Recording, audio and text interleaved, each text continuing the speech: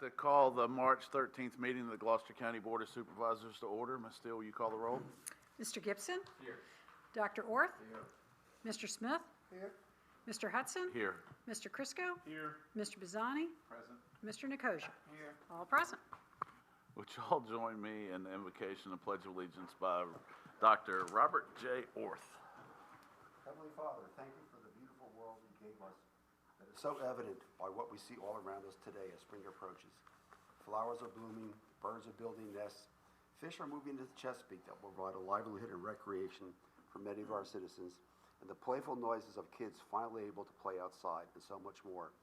It is also a time when our board is facing a daunting task of working to approve a balanced budget, a budget that provides for the many needs of our citizens, but also recognizes the realities of today's financial burdens many of our citizens encounter each day of their lives. We ask for wisdom, the patience, and the understandings as we make decisions to address the county needs. In Jesus' name we pray. Amen. Amen. I pledge Allegiance to the flag of the United States of America and to the republic for which it stands, one nation, under God, indivisible, with liberty and justice for all.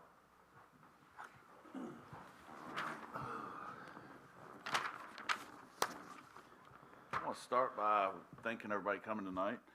We have citizen comment period. If anyone would like to speak, come on up. 10 minutes. Okay. Ms. Cronin, do we have any? Okay. We'll move to the work session agenda. First item on the agenda tonight is a recap of what happened at the PAA meeting on Friday. Mr. Chriscoe, Ms. Steele, and myself were there.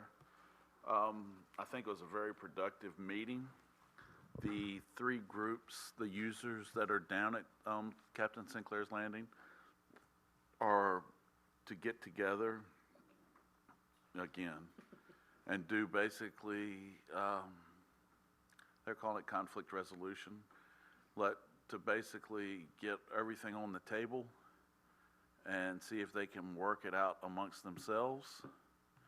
And any issues that are sticking points, they're then going to get a moderator, mediator in from outside of the PAA to come in and try to settle the points that are there.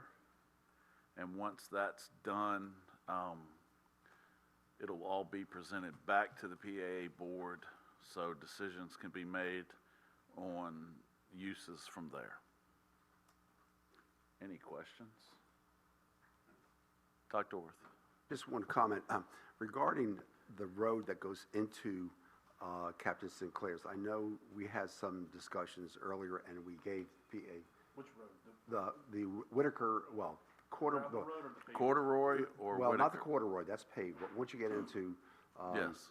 the Land's End Road and then Whitaker, I know we gave the PAA some money to keep It was it a number paved. of years ago, Number of years- $5,000. Right, and then they got some tar or gravel or whatever when they're fixing the roads.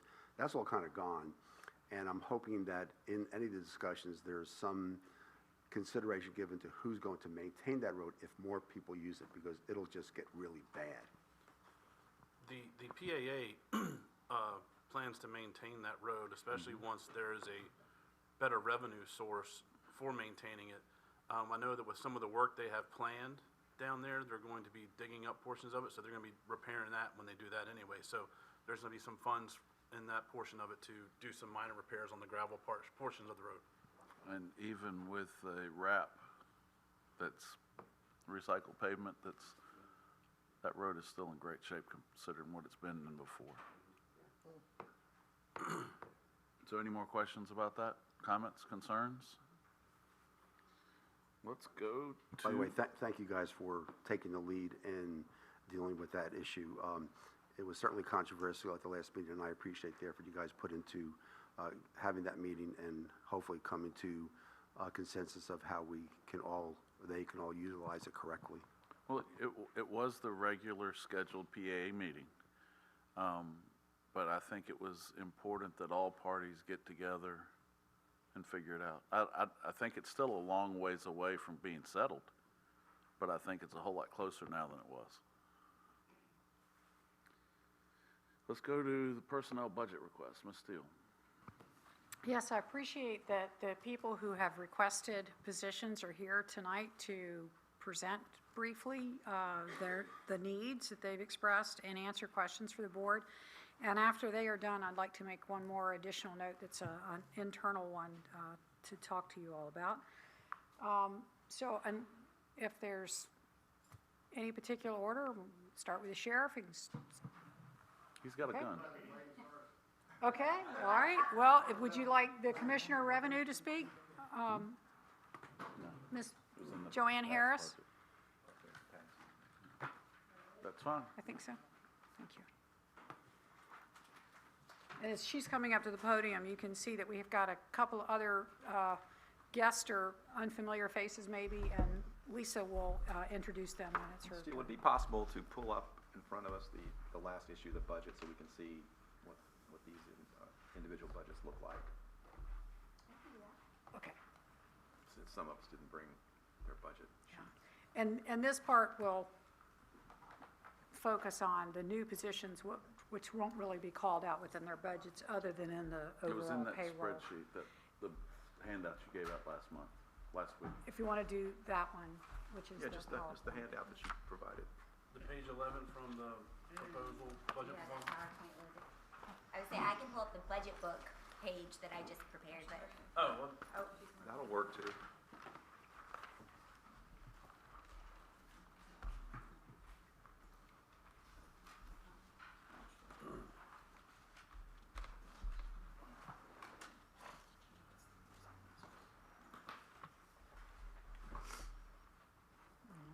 Mr. Chriscoe, what slide number is that? 11. it's page, slide 11 with the green bars. There we go.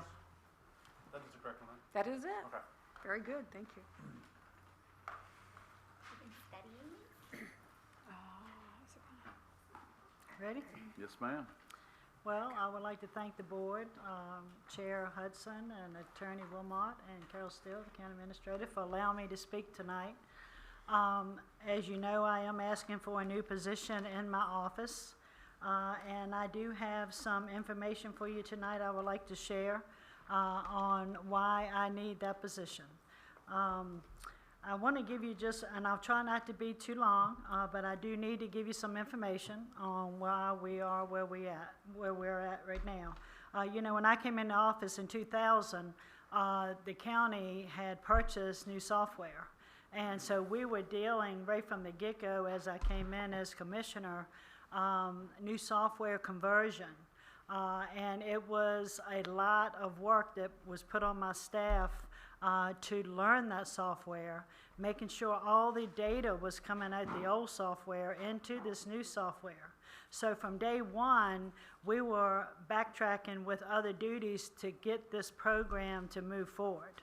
And then, of course, y'all know COVID hit, which was a year and a half pretty much of staff teleworking, trying to get the job done. Some things could not be done like I would want them to be done 100% due to confidentiality, so it was not allowed for those people to take that work home. So we had to go with the most important duties in the office, which to me, they all are important, but the ones that were daily things with taxpayers and the things that needed to be taken care of, we made sure those things were done.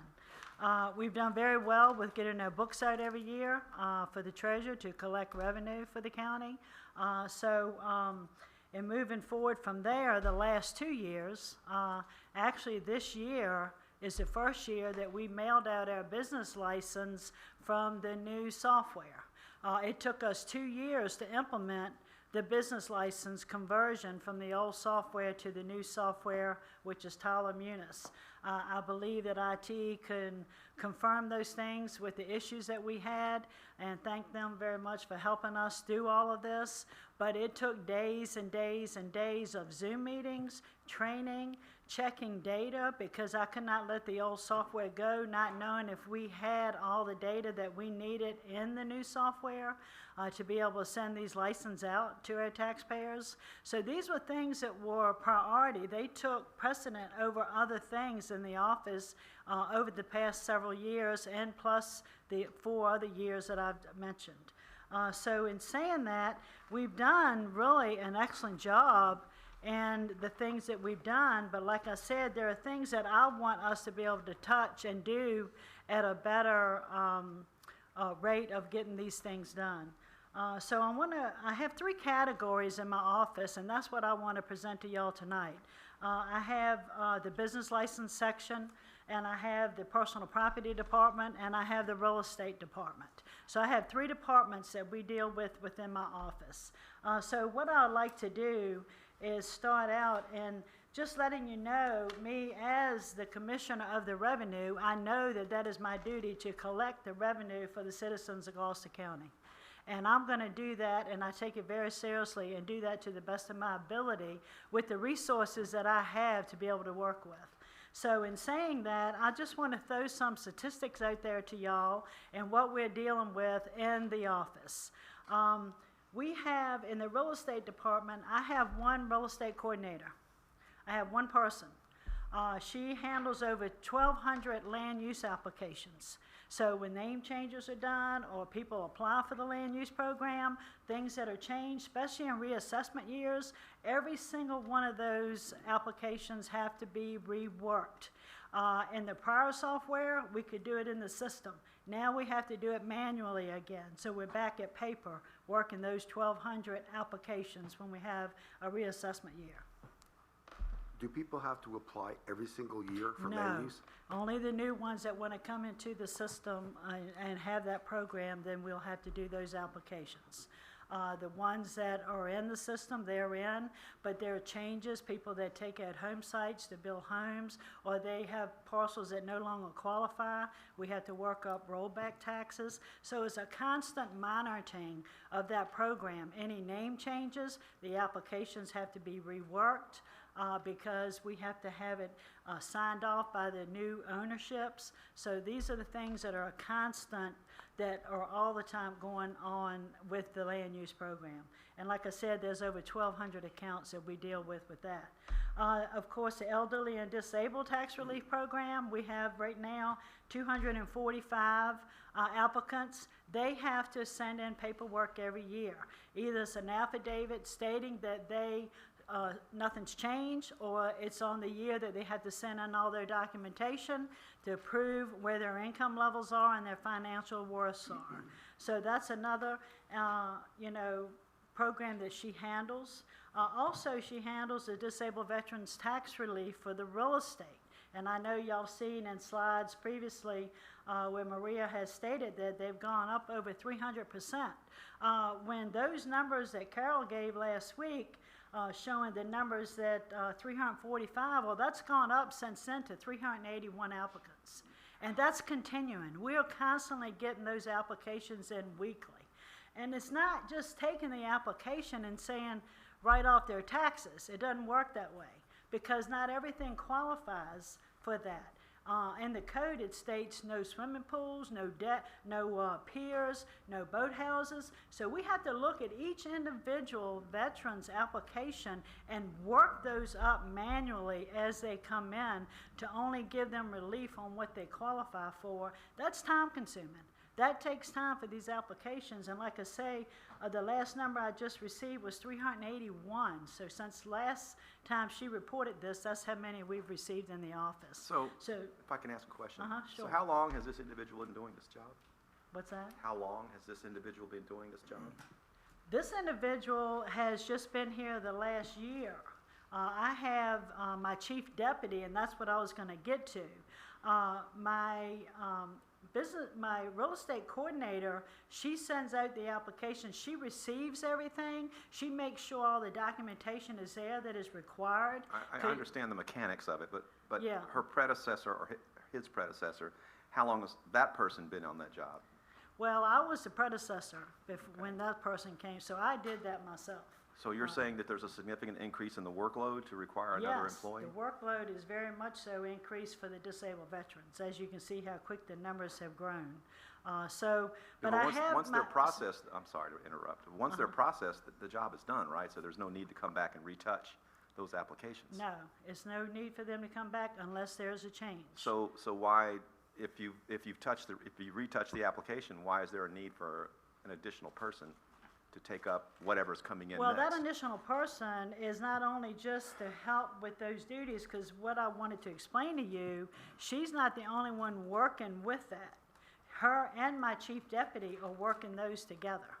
My chief deputy is working in the real estate department to help with the workload in there. Because the person I'm talking about, the business license coordinator, she handles all the real estate transfers, which are over 2,000 transfers that come from the clerk of court that she has to put in the system.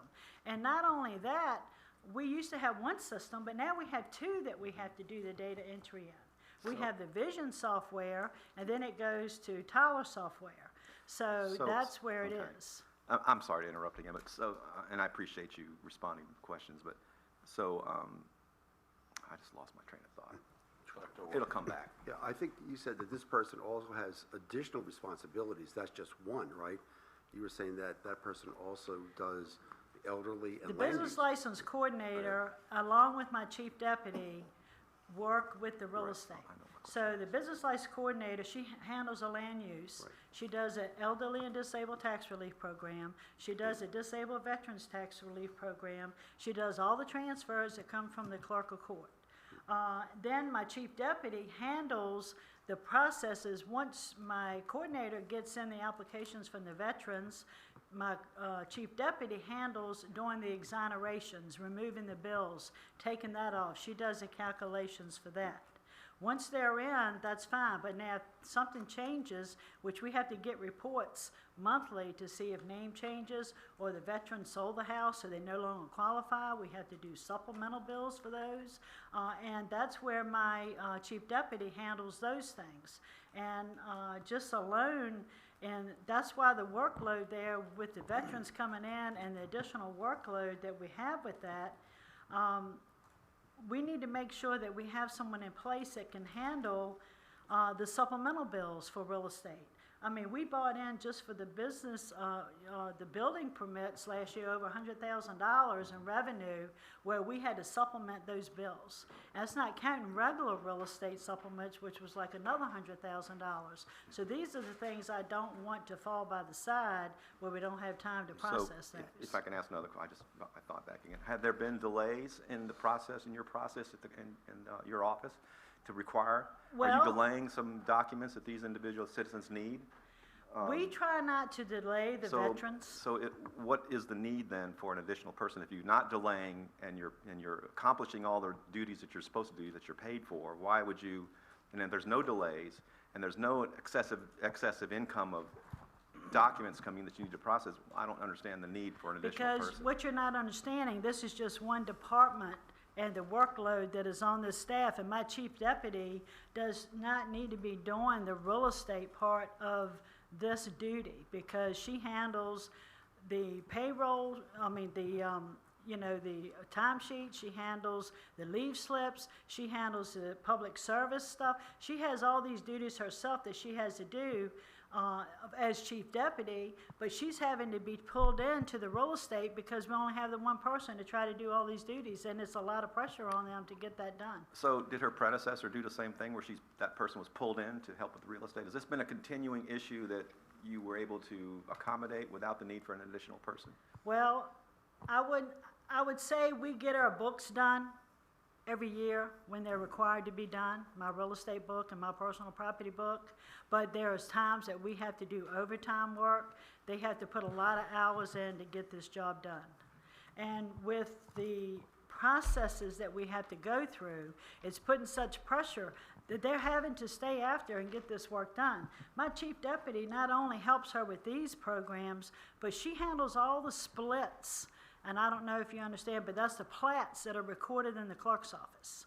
So we have 145 of those that have come in. Y'all know that the development that's going on in the county, all the subdivisions, we handle all of that. We have to do that workload. And for them to be able to have to do that workload, it's very time consuming and a lot of pressure to try to get it done. But that's only just in this one department.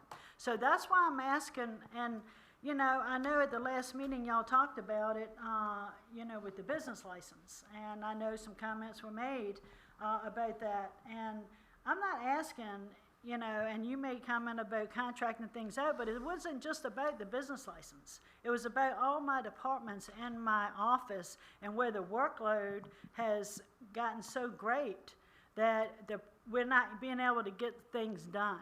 And that's why I am with this, and I haven't got to that part yet of letting you know the things that are not getting done because of the workload that we have already.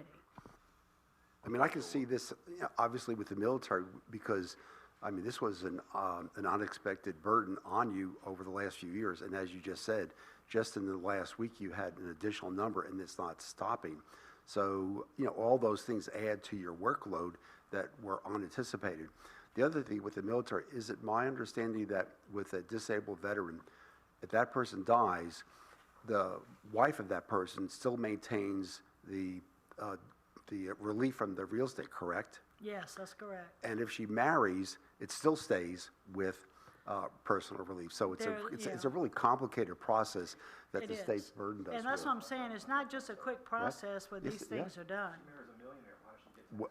Well, that's the other thing. Is there a maximum level of relief if someone had $1 million house versus a $200,000 house? It doesn't make any difference? No, it does not, and I'm sure Mr. Wilmot can contest to that, because once the amount of tax goes over a certain amount, we have to request from him for the refund to come out. So it could be for any. If they qualify, they qualify. Right. And it doesn't matter if they have the $1 million home or the $250,000 home. But what if her income changes, him or her, doesn't matter, not her or him? Well, disabled veteran doesn't have anything, they don't have anything, the disabled veteran doesn't have anything to do with income. Yeah, they could make a lot. That's due to them qualifying, they're either unemployable or they're 100% disabled. So it has nothing to do with their income for them. Elderly and disabled, it is their income. That is what we use. But what you have to understand, this is the disabled veterans just for real estate. Yeah. You know, and moving on. We also have, and you know, and moving on from that, from just the real estate, I want to let you know that in personal property, you know, so I want to let you know that the need is there, because I want my staff to be able to do the supplemental billing. I want them to be able to process everything that will be bringing in the revenue for Gloucester County. That's the real estate department. Moving on to the personal property department, which is where our most need is, because of the new software and the processes that we have to take now are completely different than what we've done before. My coordinator and the office has always done the DMV downloads, which are the vehicles that are coming to the county. In the old software, she could do the DMV download. She could do a supplemental bill if that car had needed to be taxed, or she could delete that car if it's no longer here, or she can do an address change right in the account. Well, now it's a different process. The only thing she can do is a DMV download and make sure that car is in there. All the other procedures have to be done separately in a completely different application. So we're having to have those supplement bills done by somebody else. The deletes, which are vehicles that the system automatically deletes, but if we don't check those, they might not be a delete, and that's revenue lost from the county if we don't check those. And those are the things that have been set aside that we have not been able to touch, because the additional staff are needed for the address changes, making sure that the bills are going to the right place. So this is put on other duties for people that are in the office that already have their own duties. Yeah, and also, the board has approved personal property tax relief on cars for our rescue squad people too. So again, another burden on yours. And to give you the statistics on that, we have 350 estimate active military that receive relief in the county. That is something that they have to reapply every year for, because they either could retire, their LESs, we have to make sure they're active. So this is a process that has to be done every single year with 350 active military. Now, I wanted to make note of this. My staff member sits up front. She's a revenue specialist. She sits up front, she waits on the public. She answers the phone, and she handles the active duty military accounts. She also now does about 340 disabled veterans personal property tax relief. And then now we have the new fire and rescue, which is hitting almost 100. Those are all the duties that she's doing right there, not counting waiting on the public, which is very busy, the phone calls that are coming in. So these are the things that are causing the workload to be more. And I'm looking at my deletes for my vehicles or the address changes. These are things that set. They're not touched because we don't have the time to do those. We don't have the time to look at those to see where the revenue is for those because we have to make sure our daily duties are getting done, that are processes that we do every day. Moving forward with that, with the DMV downloads, if you think about the supplemental bills, our supplements last year were almost $350,000 in revenue that we bought in because we had someone do those supplemental bills. And that is a lot of income for the county to lose if we're not able to get those supplements in the system. So these are the things that I'm looking at. But not only that, you know, we're valuing, you know, we have trailers, we have campers. We're valuing the boats that don't even bring in tax. We have to do that by law. Those things are things that we have to do. So these are additional duties that we have to do. So the workload, I can see it putting the stress on my employees. And I know Carol has talked about before on keeping employees, people that are qualified, and I believe I have a good team, and we work very hard at making sure we get done what we need to get done. But it's very hard to do that when you see the pressure that are on them. And the taxpayers, you know, it's a lot of, they come in, they're frustrated, they want, you know, answers, and we're trying to do the best we can for them and helping the taxpayers. That's my number one thing, is making sure the citizens of Gloucester are getting the service that they need. And they put me in this position, and I'm there for them. And that's why I have a concern about some of these things. If I can't do these supplement bills, you know, the taxpayer is getting their bill June and December. All of a sudden, I'm having to send out the supplement bill, and they're getting that 6 months later. You know, so these are the things that I want to stay on top of. Now, we do have cycles where these bills go out 3 times a year. So with the treasurer, we work with her in getting those books to her so she can bill these things.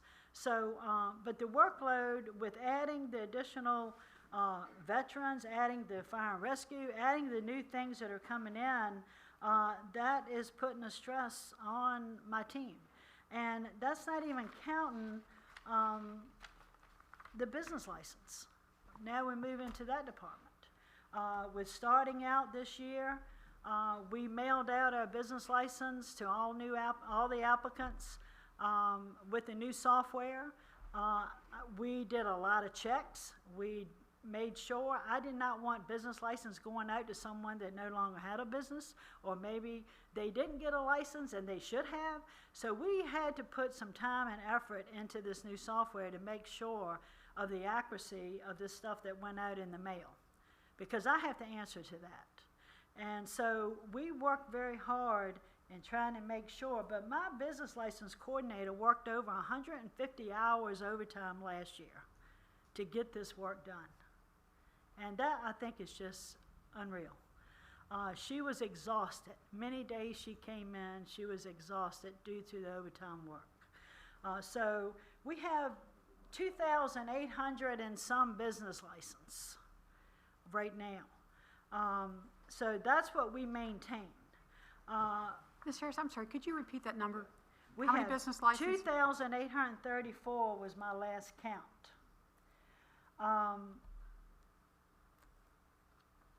That's not counting the exercise tax that we have to collect, food and beverage, and lodging.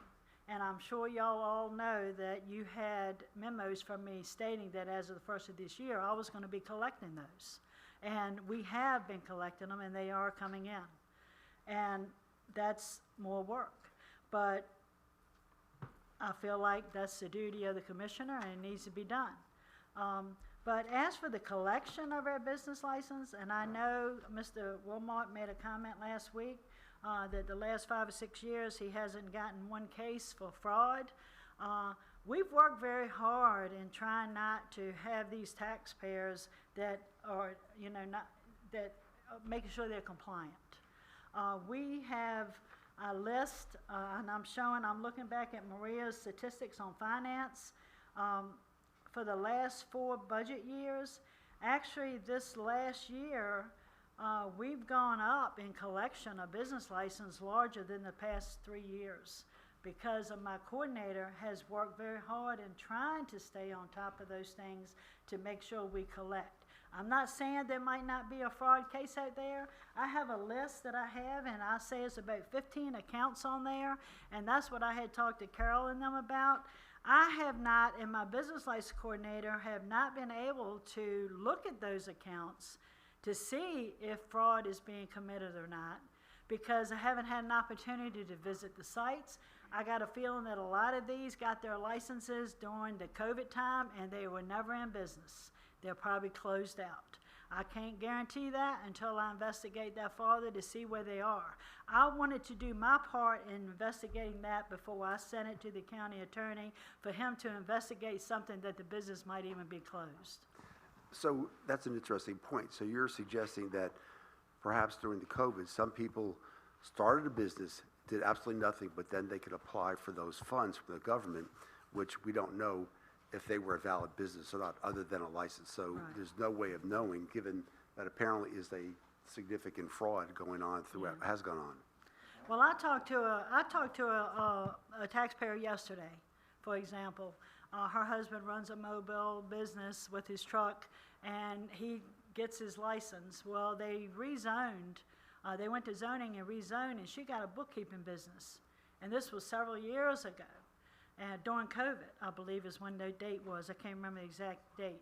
So I questioned her on that, because I never saw a license for her, but I saw his license. So when I talked with her on the phone, and she said, well, I came in and got the zoning done, but it never got off because of COVID hit, family problems, health issues. I never had that business. So this was what I'm hearing. Things like that. They never got the business. And when I see this list that I'm looking at, I can see that probably some of those are not in business. I can't guarantee that until I do my investigation. And those are things that I want to be able to do, and my coordinator. I don't need an auditor, because I did a survey with a couple other localities, and their salaries are $60,000 to $90,000 for an auditor. We might need one day with the way the county is growing.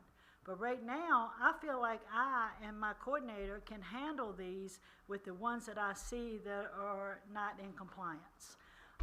Also, I'm after money that these taxpayers have already come in. They've already purchased their license. They've already bought it, sent in their gross receipts. They've already sent in their gross receipts for their food and lodging and their meals tax. And we processed it. We sent it to the treasurer for collection. The treasurer does not, and I just was in her office this last week. The treasurer does not collect for business license and food and beverage or lodging. So those things set out there unpaid. So we have about $150,000 of revenue that can come in. I want to pursue that. I want to get a hold of these businesses and let them know that because the reason why is we're holding those licenses. We can't issue them that license until they pay that fee. So we are having to constantly check, have they paid?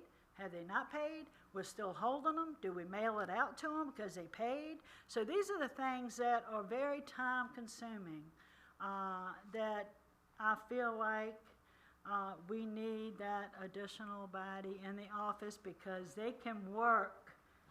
The position I'm asking for can help in each category of my office to try to get this work done without the overload of my staff. So I understand, you're coming to us and you want this additional employee, but it's hard for us because we're not there 40 hours a week like you are. Right. And we don't have this empirical data that you have.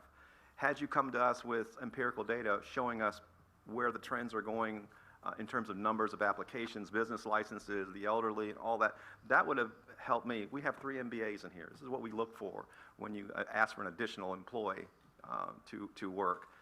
You're coming to us and telling us that, and we're supposed to trust you that that's true, and I believe you are telling the truth. But I would when, hope you when would. you are requesting and saying, I've got this and I've got an increase in that, and if you don't show us bar charts or Well, empirical I data had that shows us planned to all do the this. bar charts. I had all that worked out. I actually have copies of my bar charts that I have here, but I was told I did not need those. That's on me, because I told her that there weren't any presentations that were needed tonight. So I apologize, I didn't realize that the board would want to see those. These positions that are being requested have all been vetted by the budget team, and they are ones that we are intimately involved with, and believe that out of the 12 positions, and even if it had been 15 positions or 5 positions, that these positions warranted the board's attention.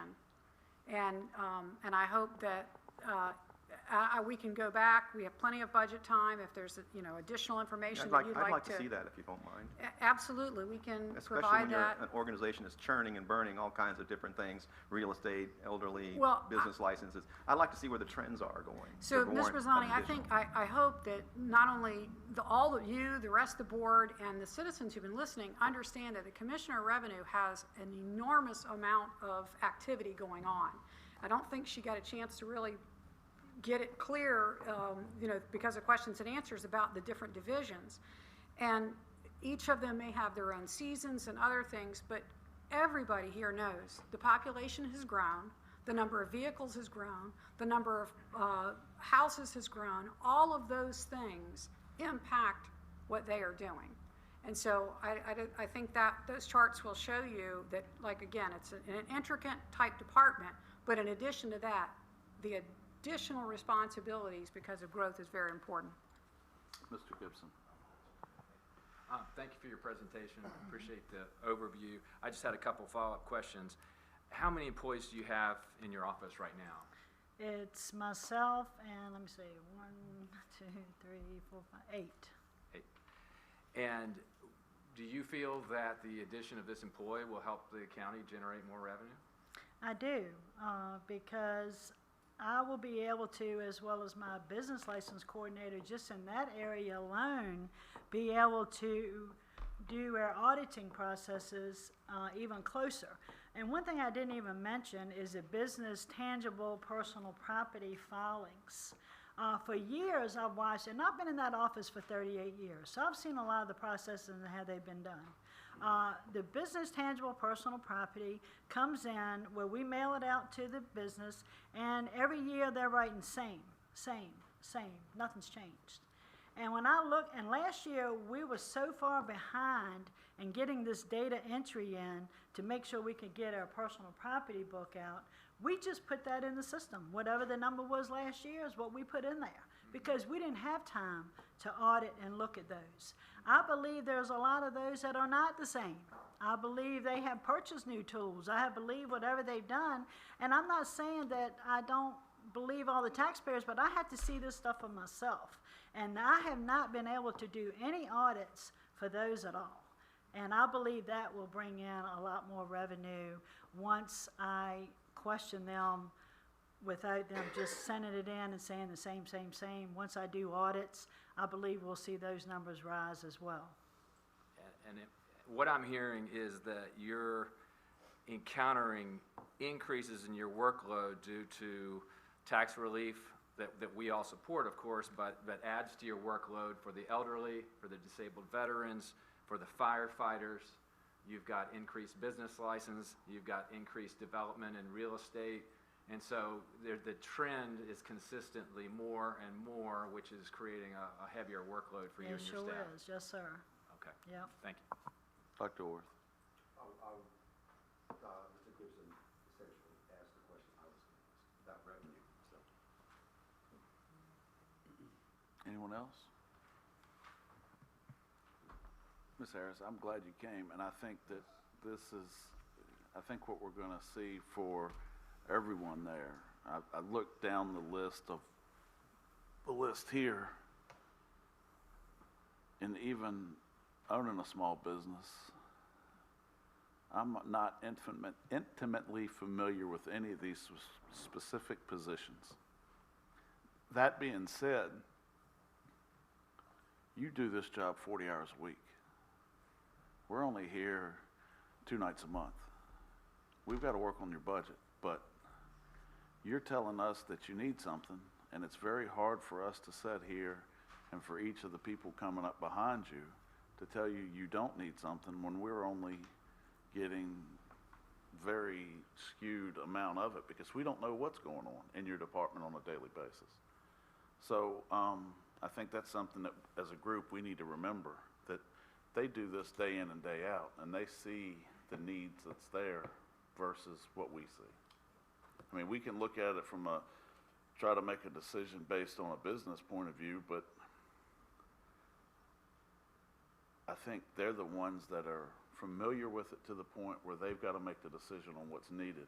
And if we want to fund it, we'll fund it, but they're asking for it. And with Ms. Steele and her staff looking at it, I think we need to be mindful that these aren't just positions that are thrown up. And I mean, I've got a feeling when Sheriff Warren comes up, he's going to ask for a deputy. He's going to have the reasons why he wants it. And I doubt if the first person up here questions anything he asks for. And I mean, so. Yeah, so Chair, yeah, I think that I understand Mr. Bazzani's question about, trends, because I've been a proponent for trends in a lot of our stats of real estate, sales tax and personal property tax. It's good to have those numbers.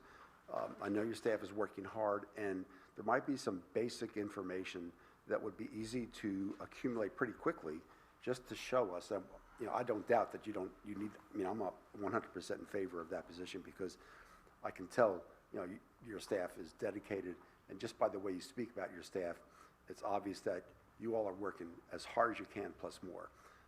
But having some good numbers to see that would be beneficial, because I talked to Ms. Steele about having a portfolio of summary statistics that we can always go to that could be added on each year to see how things are trending over time.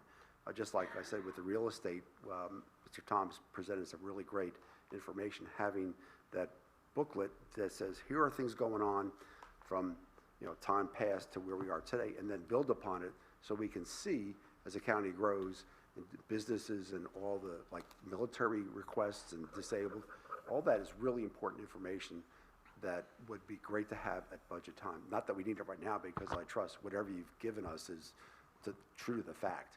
So, but I think it's good to have information like that in the long run. Well, I think what I've heard tonight, the one thing that we all ought to question is this the new software was purchased 10 years ago, and we're Yes. still having to put it in 2 different systems. There's an issue there. That's where we need to look at those things of why we have to double enter things. We are looking at that. In fact, it was brought up our leadership team, and you will be seeing something in the budget over next year, and it's going to be multiple zeros on the end of it. Unfortunately, it's very expensive. But we had multiple zeros last time, and it's never worked. I agree, and we are not alone. As you know, the treasurer and IT director, and I want to say somebody else. Did you go with them on that trip? There's Just a recently? user group. Yes, Right, so I there's did. 20 I or was 30 there. localities that are all fighting this company, that they are not doing what they're supposed to be doing. So unfortunately, we can't even sort of steal from our neighbors to feel like, what did they learn how to do differently? It is a company problem, and we definitely want to transition from them. What is the specific job requirement or qualifications for this revenue specialist? This revenue specialist, and I have a copy of it here, basically is, they deal with the public, because what my plan is for the revenue specialist that I have up front, the senior revenue specialist that's handling all of these military and disabled veterans. What is their specific educational and job requirements? I think like Carol had mentioned before, it's either the minimum of 3 years, related work, high school diploma. Because I know this position can handle these duties that once trained, that we can do the duties of the auditing and the other things that need to be done when she can handle, you know, whether it's waiting on the public up front and doing these duties, so we can concentrate more on the things that are more pressing that will allow us to generate more revenue. Does this person work with spreadsheets, analysis, things like that? What's that? Does this person will be required to work with spreadsheets, Oh, and yes, analysis, sir. and things like Very that? much so, yeah. So that person Yeah. would have to have experience dealing with accounting, finance, and you just need a high school education for Well, that? I don't know if they need to know all that to do an Excel spreadsheet, but we will definitely. My revenue specialist required a Yeah, bachelor's well, degree in accounting or finance before right. we hired them in. Yeah, we don't expect him to do finance, we're not in that. And what's it called, a revenue specialist for then? I don't understand the It's revenue nomenclature. specialists because they specialize in helping collect the revenue for the county. You know, you gotta understand that the It's more like a majority. coordinator the- position The as majority opposed of to the a revenue revenue specialist. comes from the Commissioner of Revenue's office. So, you know, you look at that, if we're not producing revenue, then how are you gonna do your budget? You know, the majority of what we do is that. And when I'm looking at supplemental bills that we have to do separate, or these other things that we have to add on to produce revenue, then I would think that that would be explanation enough. Because you need that revenue. It's the leanest budget, like Carol said, that y'all ever had. And, you know, it's growing. And we're needing the duties. And this person, I could have asked for the auditor. But I want to do that myself. That's my job. I feel like I can do that, and my coordinator can do that, but I'm going to need the specialist to handle the duties of the personal property, of the things that we're doing now that we can't take time to do this auditing processes. So this is what this revenue, and this revenue specialist can handle state income tax. They're going to be able to be trained in all these areas. You're not going to find one person coming in that knows it all. Every business is different, and they have to be trained in this business. I definitely feel like I have hired 3 people since I've been in office, and I have great staff, and they caught on very well. They learned the new software, and they're doing the job. It was very complicated software that we had to learn, and definitely a lot of issues that we had to deal with and still deal with, like you say, with the users meeting that we have. But we still move forward and get the job done as best we can, but there are things that are lacking. There are things that are not being touched, and that's what I'm hoping that we can accomplish with this new individual in the office. Mr. Chriscoe. Thank you, sir. Ms. Steele, I'm looking at the budget book here as well, and I see that the salaries at the state level, is there any portion of this new position going to be funded by the state, or is it No. all local? All local. And why is none of this position? Are all the other 8 a portion from the state, or are some of those No. all hours? No, There's not someone- all. Who all's salary in your office is partially covered by the state? It's, let's see, 1, 2, 4 positions. Okay. And I believe that's right. It might be one more, but I would have to check that for you. I don't have that number, but I believe so. Dr. Orth. I think what Mr. Bazzani was maybe getting at was the title of the person, revenue specialist. In your department, you have titles of individuals that are relevant to that position, right? So they're not all called revenue specialists, right? We have several revenue specialists it's and a like senior ABC. revenue specialist. So they have a specific title. So this person would come in that would be advertised specifically as a revenue specialist with specific duties associated with it based on the. Yeah, and it is a broad with the, job description, it mentions personal property, it mentions real estate, it mentions all these areas, and other duties, which means any other duty that might need to be done at the time, and that's what we use that for. And they understand that when they come in. When I hire someone and I do their interview, I let them know pretty much what they will be doing in the processes, and that will be up to them to choose whether they want to move forward in having that position or not. So it's not like they see this, and it's not just black and white. They will know what I'm expecting of them when they come in. Mr. Gibson. Thank you, Mr. Chair. I don't have any questions, just a comment. To me, I think our commissioner sort of hit the nail on the head. We are in a very, very tight budget situation. The only way we can meet our budget is with revenue. Her mission is to collect the revenue. And she's telling us, with her years of experience, she needs help. And she's got people juggling, people coming in from the public and answering the phone, and taxes are a difficult issue to deal with when people are discussing that. And that's a tough job. And so any position that is warranted that can help us collect more revenue seems to be appropriate. And then the question is, well, is there a need? And we know there's a need because we've heard from several sources that every single major revenue source and also the areas of tax relief are all trending up more and more and more. So naturally, she's going to have a bigger burden on her employees at her office.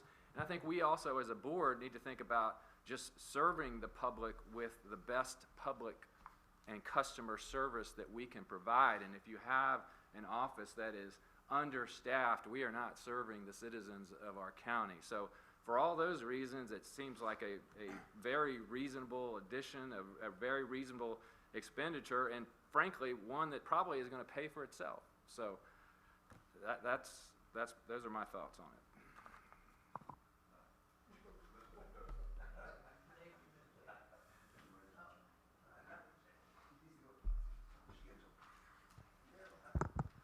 Ms. Harris, I have a question or some clarification. You said that the person currently in the job worked how many hours of overtime? I'll just let you know that last year, to get the business license processed, along with the business tangible personal property processed, in a matter of time to get our personal property books out in a reasonable time for the treasurer to be able to get her bills out, she worked over 141 hours last Okay. year, Second question, overtime. or the B part of that question. Those 141 hours of overtime, were they time and a half or straight time? Well, it depends on the employee. We could either offer pay or they could accumulate leave time up to a certain point. By law, we do, for those who earn leave who are not non-exempt, they have to be given time and a half off in the leave time, as if the same if you're given time and a half in pay. So just thinking about it, okay? She worked 140 hours of overtime. I kind of agree with Mr. Gibson on that situation. So what are we gonna do if the person who we're running into the ground decides they're gonna give it up? Then Ms. Harris is really gonna be in trouble because the additional person she needed, and now the person she can count on says, I can't do it anymore. So I support you. So what would happen with that, if I can't get the work done, then I would have to go to the state tax department and ask for an extension of 90 days for the personal property and the real estate book, because I could not get it done in a timely manner for the books to go out for the tax bills to be due June 30th. So I would have to go to the state to get an extension, and I don't think we want to go there.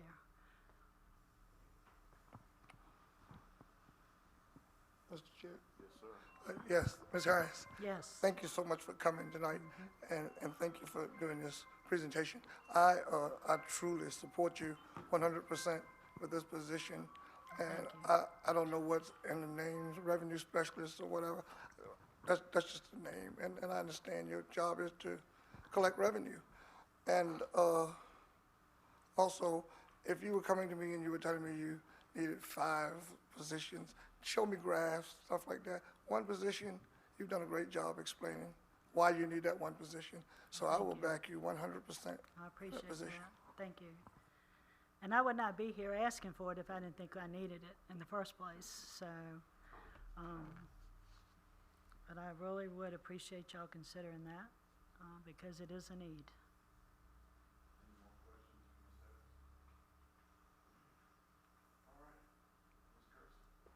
Well, I have Oh, one, if excuse you me. don't mind, I have one issue that I would like to, and not really an issue, but I would like to make a comment about a statement that was made by Mr. Chriscoe last week. I feel like I need to address that. The comment was made that the commissioner's mechanism is flawed in valuation of vehicles. So I need to explain. I don't know what he meant by that. I understand he was saying his vehicle is valued more now than it was when he purchased it. But you have to understand, I am not the one that put the values on those vehicles. The mechanism that I have actually is the one that's been used since I've been in that office for 38 years, because there is no other mechanism. We have to use, by state law, 58.13503, that we have to use a recognized pricing guide to value the vehicles. And there's only one recognized pricing guide, which is NADA, which is now J.D. Powers. And the reason we have to use that, yes, there's Kelley Blue Book out there, there's a couple others, but they do not mass value vehicles. We have over 33,000 right now vehicles that have to be mass valued. We cannot, I mean, can you imagine the workload if we had to take those? I'd probably need 5 or 6 more employees to look each one up in a book and pull the value out and data entry it in the system. That's why we use J.D. Powers to mass value these vehicles. They come up with the values. They send out they do studies. They have statistics. Why used cars are valued what they are. Why the new cars are valued what they are. We have a book here showing the statistics of why the values are what they are. It has to do with the economy. It has to do with what's happened with COVID. It's not what I've done. And I looked at last week when Carol presented the tax rate of different localities. Well, I used a retail value. All trucks are valued at loan value, which is very low value. And by the code, I have to do that. So those trucks are at the lowest value. We don't take anything in consideration, whether all these bells and whistles, we don't do that. We take the lowest value, and they're pulled in by VIN numbers. So I do not have control of that. This is what we have to use. This is what we have. Now, I can actually change the method of evaluation. Instead of using retail value, I can go to the loan value. But Gloucester County is going to lose millions of dollars if I do that. That's why some of these other localities you see at $4.50 per $100, because they are using the loan value. That's why their tax rate is $4.50 and Gloucester's only $2.95. So I felt like I needed to explain that, because I don't feel like our mechanism is flawed, but you have to understand that those are things that are done by study. I don't have control of that, but I do know I have to use that program because that's the only one that does mass value. Mr. Chriscoe. Yes, Ms. Harris, I'm sorry you took that as a shot at your office. What I said, and I will stand by what I said that evening, is the state has given us a mechanism in which we have to use that they have legislated. And they have legislated something that does not give a fair, adequate value on a personal vehicle at this point in time. That's what I said then. It was not a shot at your office. It was the legislators. You didn't say the state, you said the commissioner. If you go back and listen, you'll see that I was referring to the state, mandating to your office what you had to do. Gotcha. Well, I just wanted to explain what I use, and so everybody can understand that. And if anybody ever wants to come into my office, we'll be glad to have you come in, review what we do, talk to my staff, and we will be glad to help you in any way that we can. Okay? Thank you. Thank you. Ms. Kerson.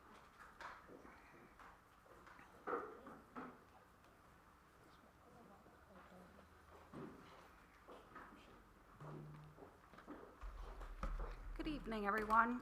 I have the pleasure of introducing each of you to my colleagues, Rebecca Morgan, Director of Middlesex Department of Social Services, and Tiffany Gordon, Director at Matthews County Department of Social Services. As you are aware, we have collaborated to request a fraud investigator position. This position Gloucester had many years ago, and my colleagues have had more recently than us. It is a position to prevent, identify, and reduce public assistance, fraud, waste, and abuse by ensuring that only qualifying individuals receive benefits and that they are received in the correct amounts. So it does require some involvement with the Commonwealth Attorney's Office, who I've spoken to, and they are fully supportive, as well as working with the state to submit an annual application, which both of these ladies are familiar with, and we would complete jointly. Quick question. So, Sure. like the previous presenter, so a fraud investigator finds a person that's fraudulent, does something that's, they're receiving payments that they should. Mm-hmm. Does Gloucester County get a benefit out of that in any way?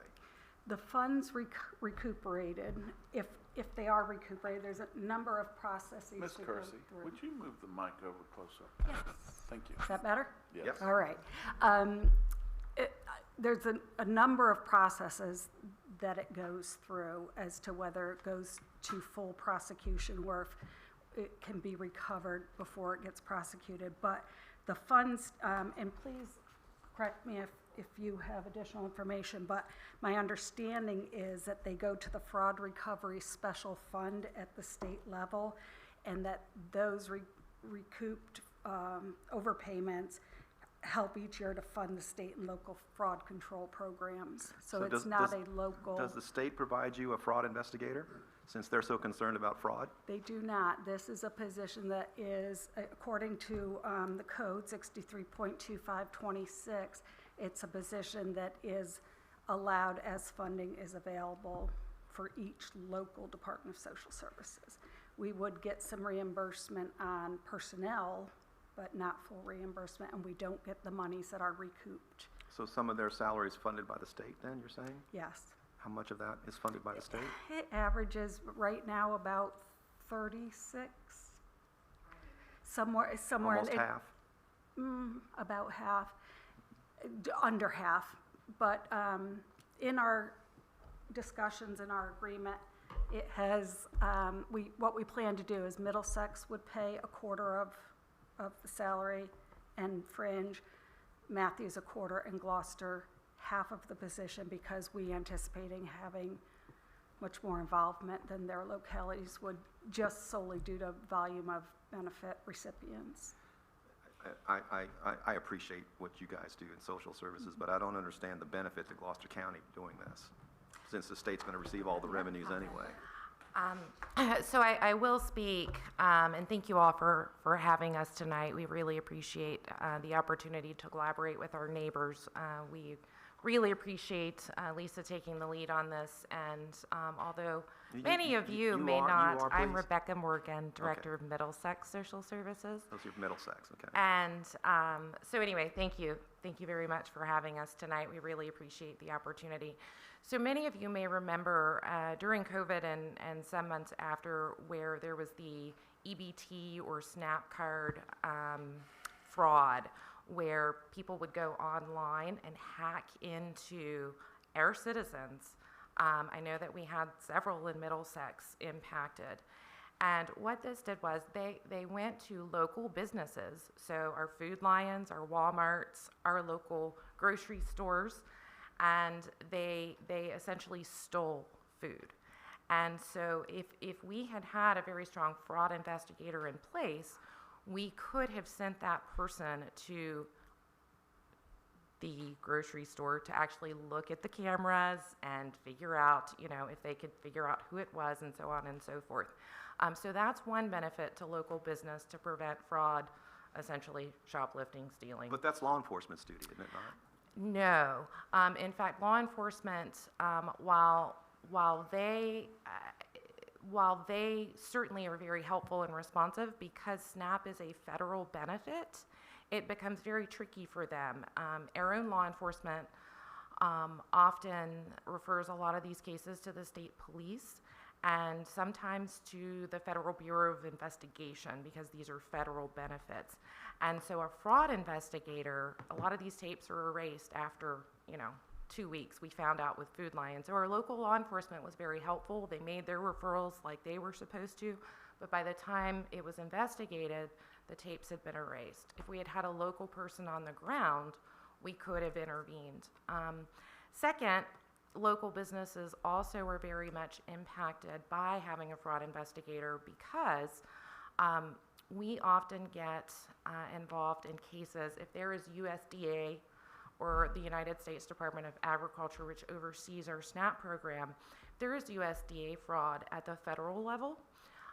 We actually get the call at our local offices. If we had a fraud investigator in place to go out and see whether or not these businesses were legitimate. In Middlesex, we had a case where somebody was selling meat off of the back of a truck and using SNAP benefits to supplement payment for this meat. It was not a legitimate business. They did not have a business license. Again, had we had a local fraud investigator in place, we would have been able to prevent that and save a lot of our citizens a lot of headache and hassle and potentially health and safety violations as well. And so, again, if the USDA catches wind of this, they're calling local departments of social services, because we administer the SNAP program. And so law enforcement has a role, but we do as well, and I feel like we're responsible to local businesses and our citizens to ensure that this program is carried out with the utmost credibility, if possible. So I appreciate you coming from Middlesex to tell us all about what you guys are doing, but in Gloucester County, do we have a significant issue with fraud? Do we have numbers on that? SNAP fraud, if you want to call it that. I don't have numbers because we haven't been tracking it. So I don't understand the need for a fraud investigator if we're not going to get a benefit. Mr. Gibson said that with the social services, with the Commissioner of revenue generation was appropriate there to hire another person, but I don't see the revenue generation having to spend $80,000 for something that we won't benefit as a county. Well, you're correct. Last year when I came before this board and about another topic, it was asked then and encouraged that possibly this would be a very good position.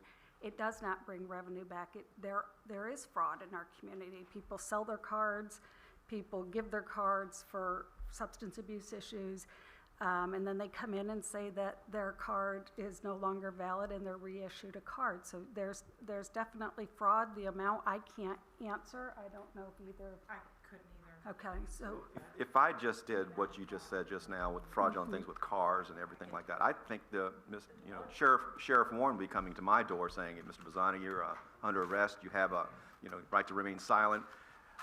Anything you say will be used against you in a court of law, or the Commonwealth Attorney will be coming after me through the Sheriff's Department. So I still don't see the benefit in how the fraud investigator is going to help Gloucester County in any particular way, other than what law enforcement can already do for us. This looks like an unfunded mandate if it's a mandate from a late state law, that's fine, but I'm not for unfunded mandates where we don't get any revenues out of it. We don't get a benefit out of it, as Mr. Gibson has indicated with the Commissioner of Revenue. That one additional employee will provide additional help and additional revenues collecting this thing. We don't see that here. I'm not in support of this position. Any other questions? Mr. Gibson. Well, I don't have any questions, but I have a comment whenever that's appropriate. Go for it. Okay. Well, Mr. Bazzani, I do agree that one of my key points on the previous position was that it generates revenue. I agree with that. However, there are many, many positions in our county that benefit our citizens that don't generate any revenue. The people who are working at the water plant, they're providing water for our community. Sheriff Warren, there are crimes that are committed that he and his team arrest them, but there's no revenue generated, but he's keeping our community safe. So what I'm hearing from these directors of social services is there is a fraud problem First, that is not, that is interfering with the citizens who should rightfully receive these benefits. Secondly, this fraud is impacting local businesses. So we certainly have a duty to support our business community.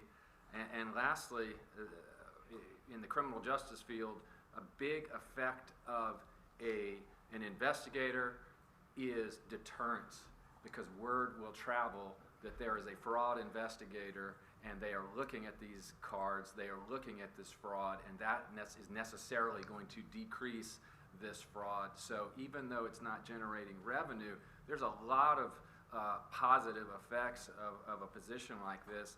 And I think just as a governing body, we should work to uphold the rule of law. The rule of law is what prevents chaos and disorder and lawlessness in our societies, and a fraud investigator helps that. So I think this is a reasonable position, and I thought from our discussion last year you were in favor of this, Mr. Bazzani, of this, so I'm a little surprised, but I think it's a reasonable recommendation that will have a lot of positive benefits.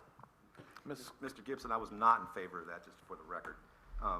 Again, there are many positions, and I understand many positions the county does that they don't provide any revenues, but this is an additional, geez, it'd be good to have type of thing. It's not that we need, it's a good to have position. And so that's where I'm coming from. It's a good to have position. I mean, I'm sure that every department here would like to have a good to have position, but except for the Commissioner of Revenue who explained herself, not with empirical data, but well enough for me to understand. But I don't see the need for this, where law enforcement can be taking care of any kind of food stamp fraud, whatever fraud there may be. There's law enforcement will take care of that instead of you taking care of that. Well, and wouldn't the fraud investigator be in danger in some kind, putting themselves in danger? No more than approaching someone saying that you have stolen something, you've committed a crime? No more than my other staff that go out into homes every day of the week. And I do have two comments, Mr. Bazzani. Last year, it was you that discussed the fact of whether we should contract. That would be a good position. Maybe we should contract out for that. And these ladies do have experience with that, and it's not a beneficial service. And while funding isn't coming back to Gloucester, it's going back to the state. And those funds are important as well. In regard to the Sheriff's Department investigating these, unless something has changed, Sheriff Warren, they don't investigate these cases. That's why there is a need for those. They may investigate someone as a shoplifter. It does not recoup the funds that have been illegally used for purchases. Ms. Kersey, along that line, how are the businesses hurt if somebody uses a WIC or whatever card that's been stolen or whatever? How is the business hurt from that? You have more experience than I with that. So if somebody were to, for instance, use a snap... Wait, excuse me, go ahead. Oh, sorry. If someone was to go into, say, Food Lion and use a SNAP card and buy $500 worth of water, for instance, that business has then, and again, it's up to the individual business to decide, but sometimes if I have stolen your SNAP card, sometimes that business will issue you a refund because, and again, that's their choice. Many businesses will do that and honor that because it was a clear case of fraud. And they will seek to recoup those funds in other ways, whether they have insurance or whatever, but it's not guaranteed. And so again, that's up to the individual business. But it's certainly not something that, again, I think Walmart actually was the biggest lobby of the federal government to get this under control because it was starting to impact their bottom line. So if someone were to sell their card? That wouldn't necessarily impact a business, correct. But only if they were stolen? This is more of a scamming, like yeah. I mean, I can't, get into details about whether or not, if I stole your $20 SNAP card and went to Walmart, no, obviously that's not going to impact. But if I'm sitting in the parking lot of Walmart and scanning everybody's SNAP card as they're walking through and then stealing those funds, yes, that's going to have an impact. Okay. And the Question. FBI would step in at that point. Question, Mr. Chair. Okay. Mr. Smith? If you were to have a person, say they decided, I'm gonna sell $200 of mine, $500, snap, money that I have, that's fraud, falls under fraud. Correct, and they do that on a daily basis. And you have that regularly, because I've heard of that. I know people have done that. I Yeah. can comment just locally in Gloucester County, we used to see just a handful of people coming in to get a new replacement card. During the month, that's well over 100 citizens now that come in and say they lost their card and they need a replacement card. So my staff have consistently voiced concerns because they can't necessarily say that people are providing accurate information. And I do know that when we had our prior position, very similar to what Mr. Gibson commented on, is the word was out on the street and people were saying, oh, we can't do this anymore because so-and-so is going to find out. And quite honestly, several citizens will call in on peers that they know that are fraudulently using the system. Thank you. Mr. Steele? So I'd just like to summarize why this position was put into the budget. Each year, we're asked to go and listen to the budget presentation made before the Social Services Board, and the Social Services Board strongly advocated for the position. It also, we were reminded that this position was brought up last year by Mr. Bazzani as a potential good investment. And Mr. Bazzani, you might have mentioned contract, well, I was going to say, you may have mentioned the contract, and you may, and anybody could have, not just you, anybody could have thought that that was going to be direct money back. So I think that would be, an easy misunderstanding that it would pay for itself. And so that was one of the things that we wanted to make clear from the very beginning, that it doesn't. I would not personally have recommended this position if it had not been split. I think we have the opportunity at a low price to help prevent and stop crime. And there are intangibles here that I think need to be remembered, that people who would commit fraud in this manner may have drug problems, alcohol problems, they may have problems where they're breaking other laws, and if we can stop them at this level, we may be saving citizens indirectly that we'll never know the impact of. I do not believe the FBI or and the sheriff's going to get an opportunity to come up, and I hope he'll address whether he has the staffing to do additional. But I don't think anybody currently has the time to go after these folks, and that's why we're looking at hiring the position. I think it is a good investment because we have this problem in the county. And again, we don't know what those people are going to do next if they continue to get away at this level. Mr. Nicosia? I only have one question, and any of y'all can answer it because all the rest of my questions have been answered. But if the fraud investigator catches me, I'll use myself. If I'm committing fraud and I get caught, is there some list somewhere that I go on? Because if the sheriff arrests me and I get convicted, every time my name comes up, it's going to tell just tell whoever pulls my record that I have one. Mm-hmm. So if I get caught with fraud, if this investigator does this job and I get caught and I get found guilty, am I now on a list so I can't go anywhere in the state or anywhere in the country and try to get benefits again? That's actually a very good question, and my understanding of the program, again, supplement if you feel there's a need or you want to mention something, but there's several levels of steps that can be taken if fraud is determined. And that can be citizen admits it, we did it, here's your money back, I'm paying you back. It can be taken out of their benefits during upcoming months.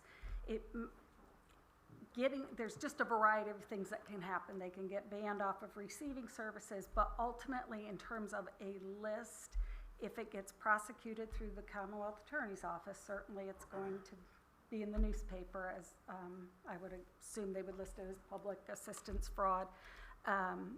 But there are internal mechanisms within the benefit system that, yes, people are aware, so that people cannot go to another locality, because we share many of the same clients who bounce from locality to locality. Mr. Bazzani. So in Middlesex, explain the entire process to me. You have a fraud investigator in Middlesex, right?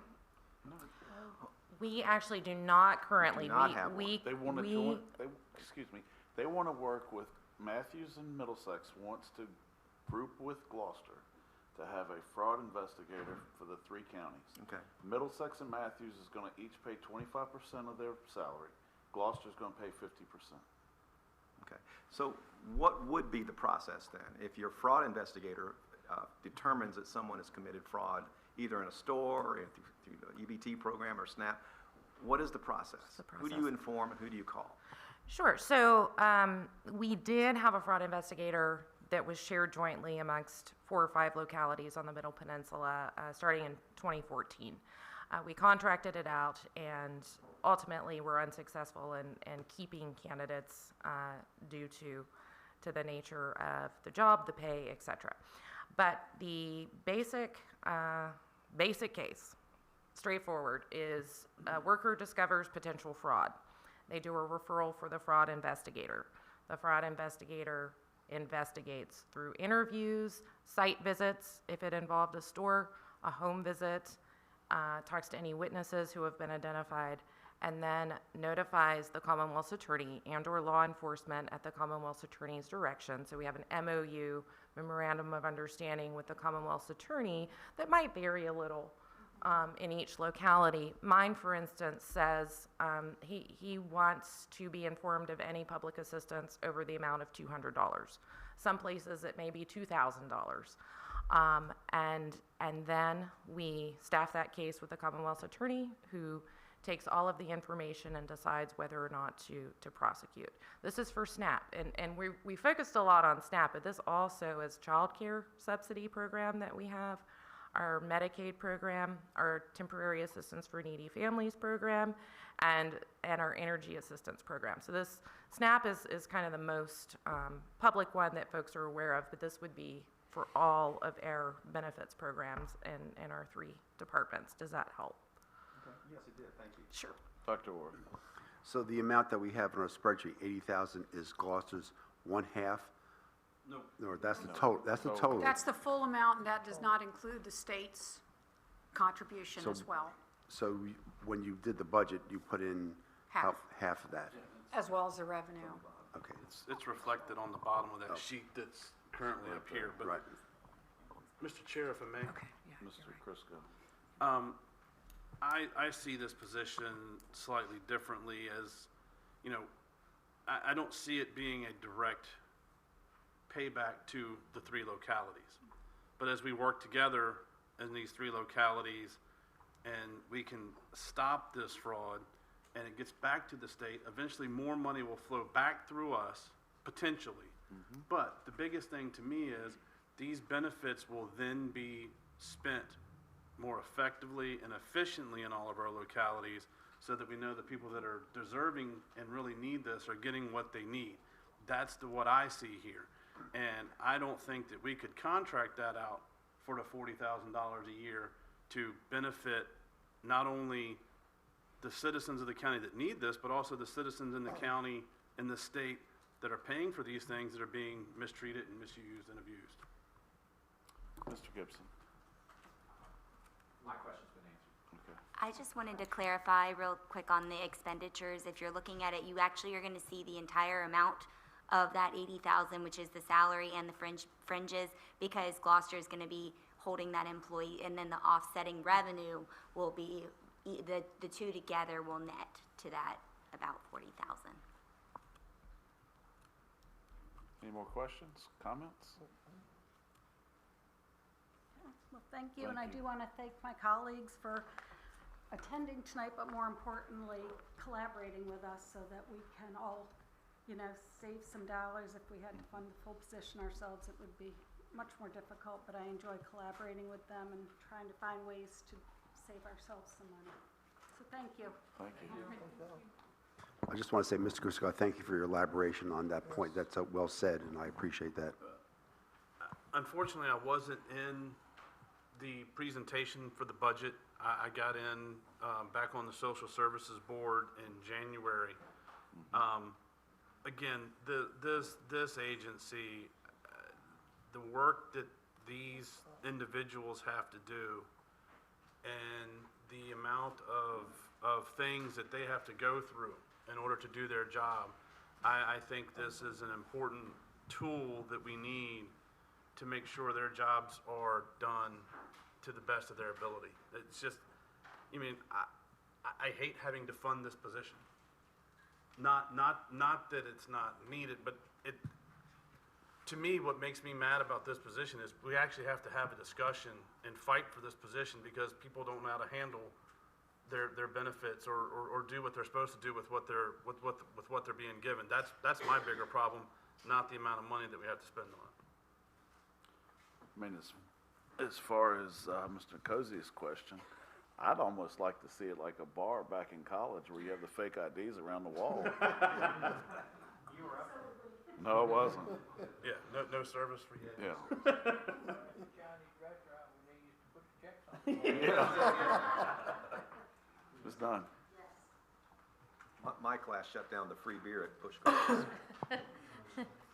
Thank you all so much for the opportunity to talk to you tonight and explain my request. I wanted to start by saying, as your Human Resources Director for Gloucester County, it always gives me pause to make any kind of request, right? I know from the budget how much personnel cost is. And so, of course, I'm asking for a part-time position at the very entry level, the very basic of what we would need. So my request is for a part-time human resources assistant to work 24 hours per week at the front desk. Again, like you've heard earlier, the request is based on the workload of our office and would allow our team to have the bandwidth needed to dedicate to benefits administration, recruitment, employee relations, succession planning, all areas that require our complete attention and focus. What I've currently got is a human resources coordinator who's working at the front desk. She actually has a master's degree in human resources, by the way. She's overqualified for that role. And I need to give that position more responsibility to include being the contact person for employees for their family medical leave requests. I know all of you have been in business. You've had requests. You've had family members that have needs. And obviously, that is an area that team members have a lot of questions. I didn't get the hair on my head for nothing. I've been doing this for over 25 years. And I know that a lot of employees are really confused about that as a benefit and how it works. And I know from the few cases that we have in Gloucester County that I've seen over the last 3 months that we need more education in that area. So the person who is the front desk HR coordinator currently requires juggling customer service and administrative work with a lot of interruption. And of course, what we do, I've seen it firsthand now coming from the private sector to where we are here, is VRS. You know, for every single pay change, we have to contact the Virginia Retirement Services to make them aware. And this work is very detailed and must be very accurate. You know, as all the businesses that you've had, how important it is that your benefits are accurate, your pay is accurate, all of those things. Having a dedicated front desk person is important for customer service for candidates, for internal team members. You know, people hate to call and they want to have somebody answer the phone. They've got questions that need our response. We also cover for administration when Trish and Whitney are tied up or out of the office. I don't know if people realize that, but we're right next door, so we also make sure that anybody that comes into the county office is taken care of. The part-time person is responsible for, you know, there's a lot of things they can do at the front desk that doesn't interfere with the calls and the walk-ins, file creation, putting orientation packets together, but most importantly, handling all those inquiries. So again, I'm aware that it's not a revenue-producing position. HR never is. But I do believe that we create a lot of service.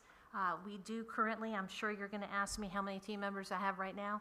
I have myself, and I'm certainly willing to do data entry, to do anything that is needed for any of the team to support what we do. We have 2 analysts, the one coordinator that I mentioned, and myself. And so the recruiter has to go out. There's a job fair coming up.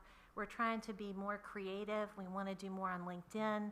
There's so many things that we can do just to do a better job, to hire the right people for the county, so that we have succession planning. I'm a Gloucester resident. I've lived here for 20 years. I'm very blessed to have this position. I've been crossing the bridge for the last 10 years for an opportunity, and I'm really, really excited and interested to do the best for our county. So, do you have any questions for me? Thank you so much. Appreciate it. They're questioned out. Or maybe I did a good job. Did a good job. I don't know. No, I learned a lot from the previous offense. Thank you. I figured what your questions were going to be. Thank you so much. Obviously, you didn't because, Oh, I'm sorry, Dr. Warren. come on. Just simply, in your 20-plus years of experience, I'm assuming you've seen dramatic changes in the requirements for certain positions, Sure. and the filing of positions, and all of that, because the little bit I did when I worked at VIMS, just hiring people Oh, yes. was overwhelming Oh, over yes. time. It was very complicated, and the interview or the selection process has to be done to the T. Right. Because you can't afford anyone to question Correct. how you operate, and you don't want a legal battle on that. Absolutely. So, I understand a lot of the changes that have occurred are not because of you, but of the system. Oh, absolutely. And it's unfortunate. And the laws. I And the mean, law- and the just law, you're keeping right. up with HR law, keeping up with everything that we have to, every change, just requires the depth. So I really appreciate the Yeah. consideration. Yeah, and I think some of the people, I know Ms. Steele is doing her very best to develop a system where people can advance, Yes. but they need to know the qualifications. Sure. And you have to justify those qualifications, because somebody might be already doing those in a position that they're overqualified. And so when you go to the next position, that makes it very difficult. So you have to make sure that the qualifications of a particular position, match that person, and that if they want to advance, as Ms. Steele is continuing to say, so people can move up in these positions, they want to know, what do I need to do to get to that next step? Right. So they can, And, to improve themselves. myself and my recruiter listened to a webinar for an hour and a half yesterday on succession planning, and a lot of it is marketing. Marketing what we do in the county. I mean, there's so many people that really don't understand what the public sector is and the jobs that we have. And so she's got an opportunity to go out to the high school. And when we were listening to the speaker yesterday, they don't want to talk to a recruiter who's 50. They want to talk to one of our younger folks, who's 20, who can explain Maria, there you go, Maria. She's got that young look. Yeah, she does. But, they want a realistic job preview of what it's like and where they can go. And I think one of the best things, and of course now you've got me on a soapbox excited about recruiting for Gloucester County, but Carol Steele, look at her story. Here's an opportunity where somebody started out and is the county administrator. That's what people, generations coming up want to see where they can go, right? So that's what we want to do, and that's what we want to accomplish in our department. So basically what I heard is Maria can only talk to somebody for the next 5 or 6 years. I'm still going to talk to people whether I have whatever color hair. Excuse me, Miss Calloway. Thank you so much. All right, thank you. Thank Any more questions? Anything else? Thank you. Sheriff Warren, aren't you glad you said ladies first?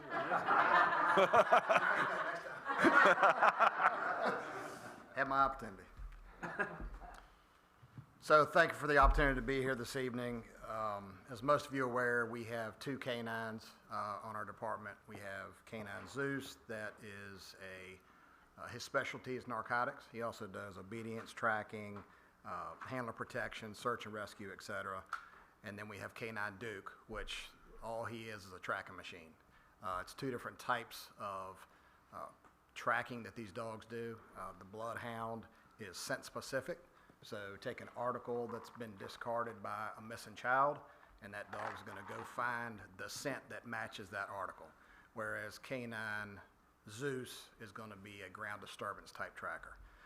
And what we really lack is we're dealing with more and more people with firearms, and we're trying to acquire, we are acquiring a canine through an ARPA grant. We applied for that several months ago, and not only did we apply for the dog, we applied for the cost associated with the training, and we applied for the cost associated with the vehicle for the canine handler and the equipment to outfit it. So it's turnkey. We were awarded that. We have been to Tar Heel Canine in North Carolina twice. We have selected a dog.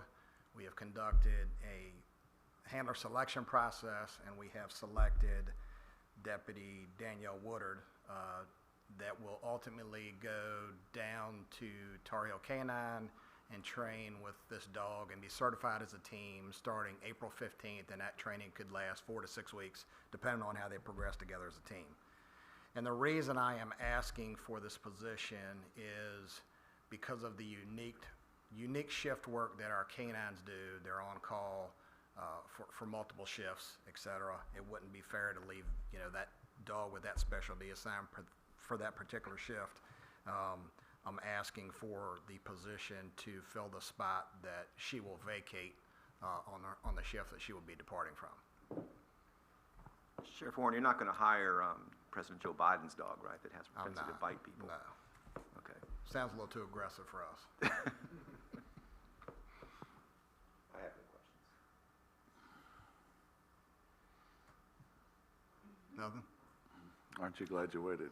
I have a question. Are we going to get to meet the dog in here and You will have get a to special meet, introduction? You will get to meet Canine Lycan is his name. We actually had selected a dog initially with our first trip down, and then basically you go to this company, you say, this is what I want. A lot of the dogs are trained in obedience and handler protection and searching, et cetera, building clearing, and then they have to say, hey, what do you want? And our secondary specialty was explosives and firearms, ammunition, et cetera. So apparently during the training with the first dog that was selected, they noticed during the training that the dog was reluctant to go through a threshold, a door, which is obviously not something that we want our dogs to have an issue with. And they say that that particular dog is progressing well, but we're worried about timing and everything associated with the ARPA funds. So we went ahead down, selected a second dog, and this dog's doing great and is on schedule. So we're excited to get him. So do these dogs live with the handler? They do. They do. They do. That was one of the requirements that we have for our handlers, is to make sure that they have a facility. If they're renting, we have to have written permission from the landlord, homeowner. If they have the facility or if they own the home, we provide the kennel for the dog. Rexy passed away, right? Rexy, yes. Rexy. Yes. Dr. Orth. Yeah, do you mind if I ask kind of a general question? Sheriff Warren, so we get our weekly reports from you now, and we can read all the stuff that goes on. Obviously, when you read, there are a lot of cases that are under investigation. We never really see the next step, whether those cases have been solved or not. So what is your success rate for a lot of the cases that are there? And the second part of the question that I'm asking is, over time, in Gloucester, do you see crimes staying the same, increasing, or decreasing? Because there are varying statistics across the country where in some places crime is declining, in other places it's increasing. So for Gloucester, how do you see the crime issue in general? So I know these numbers last year just from being on the campaign trail. And although our violent crime had actually increased, our crime overall had decreased. Our calls for service had, over the last 3 years, have either stayed or I believe in 2022 they had actually gone down a little bit. But what we're seeing is that the calls for service are, and mental health is really what drives it. We're spending many more hours on these calls for service. It's a nationwide issue, but it's certainly a statewide issue that we're fighting with the Sheriff's Association to try to get these consumers that are in need of mental health services off of our hands, so we can focus on police work.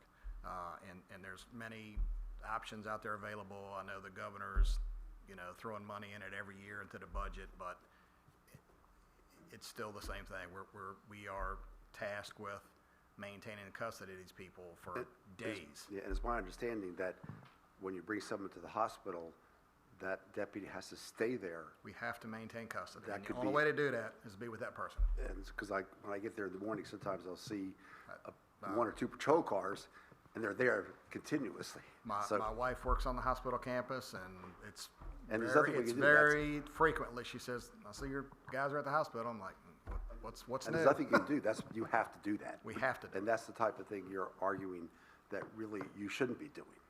Yeah, but state code mandates us to do that. But you do switch the deputies out. We do. Yeah. Yeah, we do. But last year, we had one person that we maintained the custody of for 100 hours.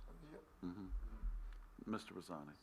So Sheriff Warren, have we seen illegal aliens coming into Gloucester County as a result of the southern border? And we have an issue with that here? No. None at all? No, and we have Border Patrol that, my understanding is, routinely goes to our seafood facilities and some other places to do, spot checks of employees and stuff. Mr. Gibson. Sheriff, what's the status of the hiring for the school resource officers? How is that recruiting process going? So, knock on wood, I'm happy to report that for the first time in quite some time, we're at full staff. We're not at full strength because I have people in the police academy now. So obviously we don't have the use of them. I say I'm at full strength. I have a meeting with a dispatcher tomorrow and anticipate hiring her. On the flip side of that, I have 3 super critical positions that are retiring this year. Sergeant Brad Simmons, that many of you know, and wears a lot of hats for our agency. We're trying to figure out what life without Brad is going to be like. He is retiring September 1st. Member of my command staff, Mark Chiamento, formerly Hawkins, is retiring effective July 1st. And then sometime late summer, Liz Simmons, who is our 911 dispatch supervisor, she is retiring. So, we're gonna be back to square one again with looking for people, because ultimately those positions trickle down. Well, when they turn in their retirement papers, just lose them. Yeah, exactly. Yeah. At some point, they're just gonna quit coming to work, Chris. Any more questions for Sheriff Warren?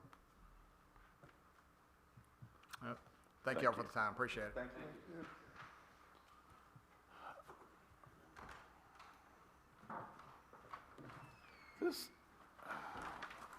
This doesn't go with the budget preparations, but I know it does kind of. I mean, with the personnel issues. When I'm on the 3rd floor, either Ms. Cronin or Ms. Tyler or whoever, when they're answering the phone, they're getting calls for social services. They're getting calls for everything else. That needs to be fixed somehow. However, I know, it's all on the mobile phones and. We continue to work with IT to notify Google over and over again that the numbers they have posted for social services are not the 4042, but it keeps getting kicked back. The other day, Ms. Kernan took a call and they were talking about that issue, but they wouldn't let her change the number of social services because she was in the admin office.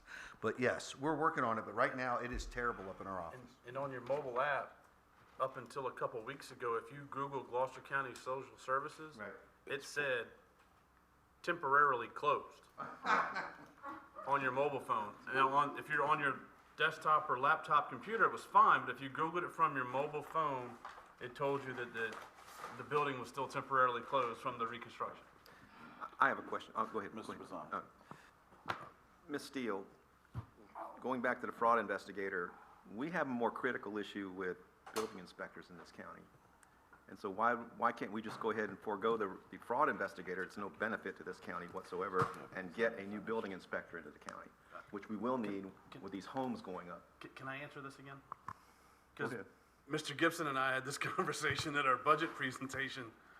The reason we're not funding our building inspector position this year is that we haven't been able to get that office to full capacity and keep it at full capacity in probably 2 to 4 years at least, where we haven't even gotten to full capacity to see if that position is fully needed.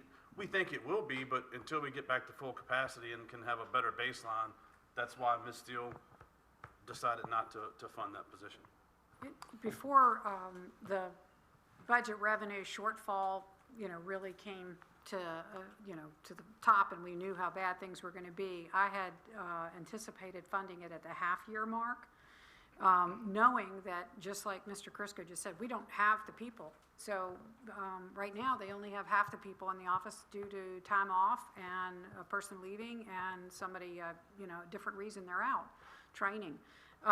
So it's not that we don't have enough positions, it's that they're not full or they're not there. But the other thing is looking at the numbers, we are down in the number of permits. We are going to go right back up. It's something that goes like this, and we've been down for a little while, but as soon as it starts going at the Gloucester Reserves, it will get really busy. The crew there was extremely busy during the Main Street Landing project and also dealing with Fiddler's Landing, or Fiddler's Crossing. So I think this will probably be a position that next year, because we see the reserves, they're not requiring services. They're not anywhere near needing the permits yet.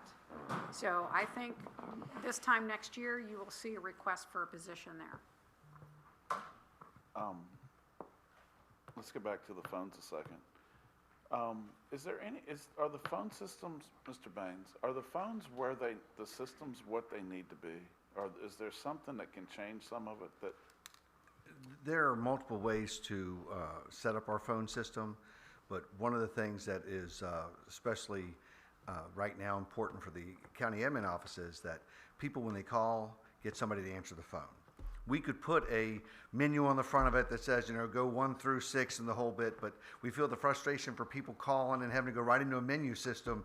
It was harder than us trying to do it, but these ladies have that number memorized. I bet you she could tell you off the top of her head right now what that number is, because they say it at least outside my office. I hear it at least a dozen times a day, maybe 20 times a day. Almost every call they pick up says, well, this isn't social services, would you like their number? And they give them the number and then transfer them over there. But right now, until whatever's on the web, and as much as we love the web, when it's wrong, we're the guys that are paying for it right now. We can't do anything about it.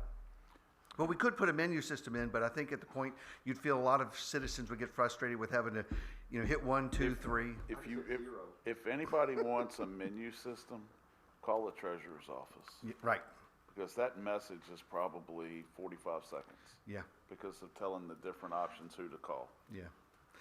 But so that's why, we don't want to take the 4042 and have it automatically route over there, so then they answer all of our calls and try to send them back to us, because, yeah.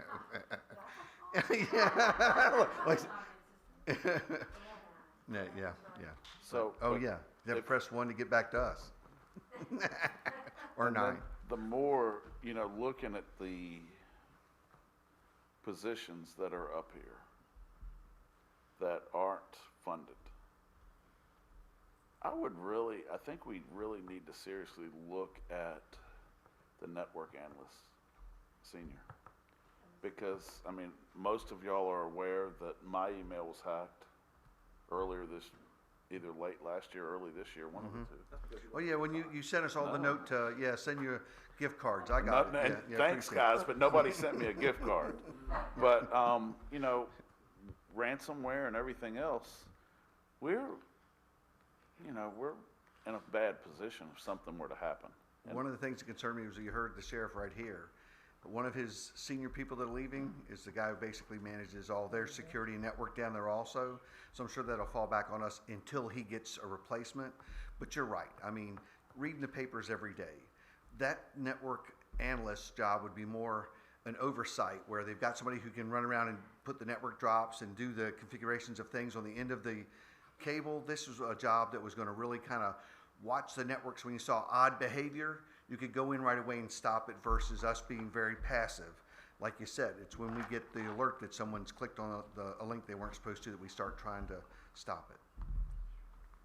Again, Mr. Chair, I just let you know, in speaking with our CIO about this and letting him know that the position, as much as it was the next in line under our priority, but that it wasn't going to get funded, his agreement was, it'll be back next year, but in the meantime, he does have funds that he will be contracting for very specific services with these switches that have got to be changed, that they do not have the ability to do without assistance. Right. So our intent and our plan B is to contract for a year for those specific things and then have somebody who can help us with all aspects, hopefully next year. And not giving a plug, but as Carol's put all those up there, they were vetted by a very large group, and all those are needs, but it depending on what you wanted. I mean, the inspectors and some of the others were if you wanted more enforcement and other things, but we just felt that we weren't adding any extra services. We were just trying to improve the ones we had. Mm-hmm. Dr. Orth. Yeah, George, Mr. Baines, back to the hacking issues. Do we have the ability to detect, individuals that are trying to get into the system? Mm-hmm. We've, over the years, we've found that, back when Bitcoin was a big thing and people were doing it, we found that one of our Apple iPhones on our network was being hacked by someone to basically process Bitcoin. So we could see things and we could stop it when it happens. So yes, we do have that ability. And you don't want to talk in public about too much, but we have multi-layers. We don't have a single layer, so that we do look at it in different layers so that we can start to see trends, we can stop them. But again, we don't watch our network 24 hours a day. It's when someone calls and says, this is slow, or this is acting up, that we start to see those things. But yes, we do have the ability. But again, we all know that we get emails that look so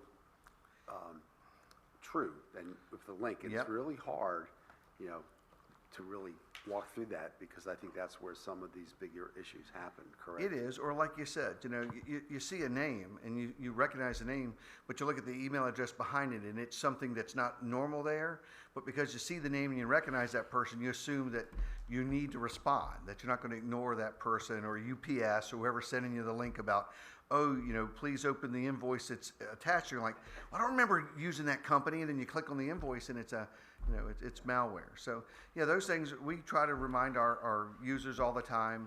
And like you said, we have a multi-level doing it, but we're all, at some point, you're going to hear somebody who got hacked or other things that, happen. It's happening all over the world. Do many people get that system where it comes on the screen where it says, do not turn your computer off, and, this? I had a good friend that I thought, from me talking to him a lot, would not understand all that. He thought he was talking to Microsoft, ran out to get himself whatever, a $500, gift card. And I'm going, are you out of your, and literally told him, cut off his machine, don't turn it back on, bring it over, let's run some things on it, because he had been hacked and thought it was Microsoft who he allowed onto his machine. And it wasn't Microsoft. It was literally somebody who then held his machine ransom to who was going to pay him $500.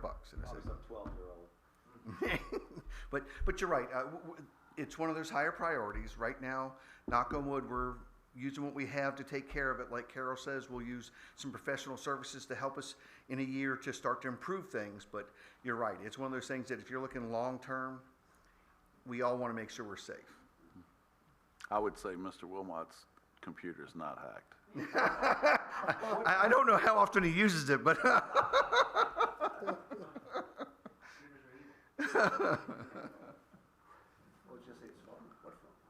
he's got a phone now. Once he cuts the ringer off, he doesn't know how to cut it on, but he's got a phone. Okay, any more questions about personnel issues? All right, let's move to budget discussion. So I have three things, and No, then we've we'll moved be past glad to answer questions and follow your lead on it. First is related to a personnel matter. You all are aware that we did moving up of staff in Parks, Rec, and Tourism. And by the change in the staff there and taking a person who was not as seasoned, we had a savings. And so this is no cost to the budget. This is an internal change that the Tourism Historic Resource Specialist can now be funded through the savings that we have in that department of multiple ways. And that is the person who, we have this person on the visitor center side, but we don't on the museum side. That's the person who will recruit and train and manage all the docents, so that the coordinator can go do more of the programming and things. And then also, there's often times when we have field trips or other organized groups that come through where you need another person who's a guide, and so this part-time person can all be funded with no additional increase in the salary. So unless the board has something where you want to change a recommendation there, we would like to, to have that position included in the budget.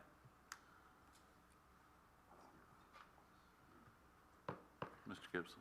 As a member of the Historical Committee, I would fully support that decision. I think that would be a great addition to the museum, and so I think, and without any additional expenditures, I think it's a good decision. Well, and Robert's really good at finding money, so the more time we can give him to find money and grants, I think it'll be of great benefit.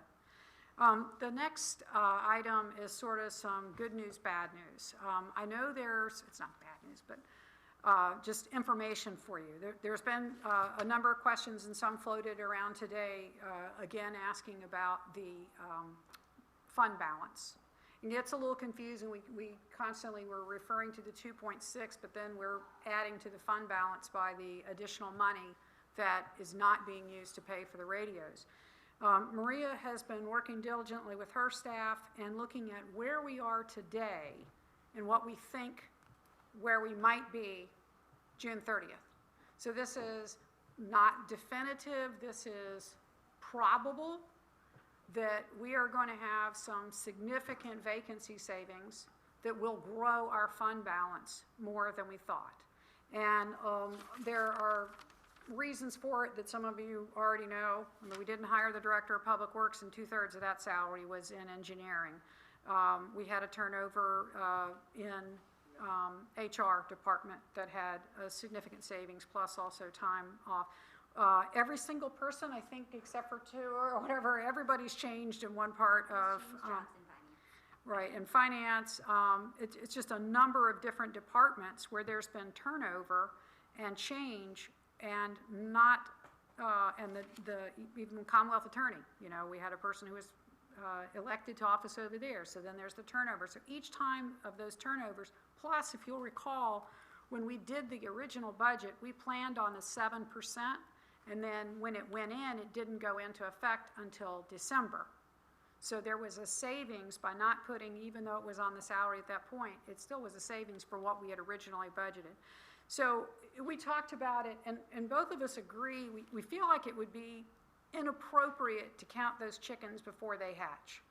To say, let's build that into the budget and make our budget look better, because we know we're going into one-time money.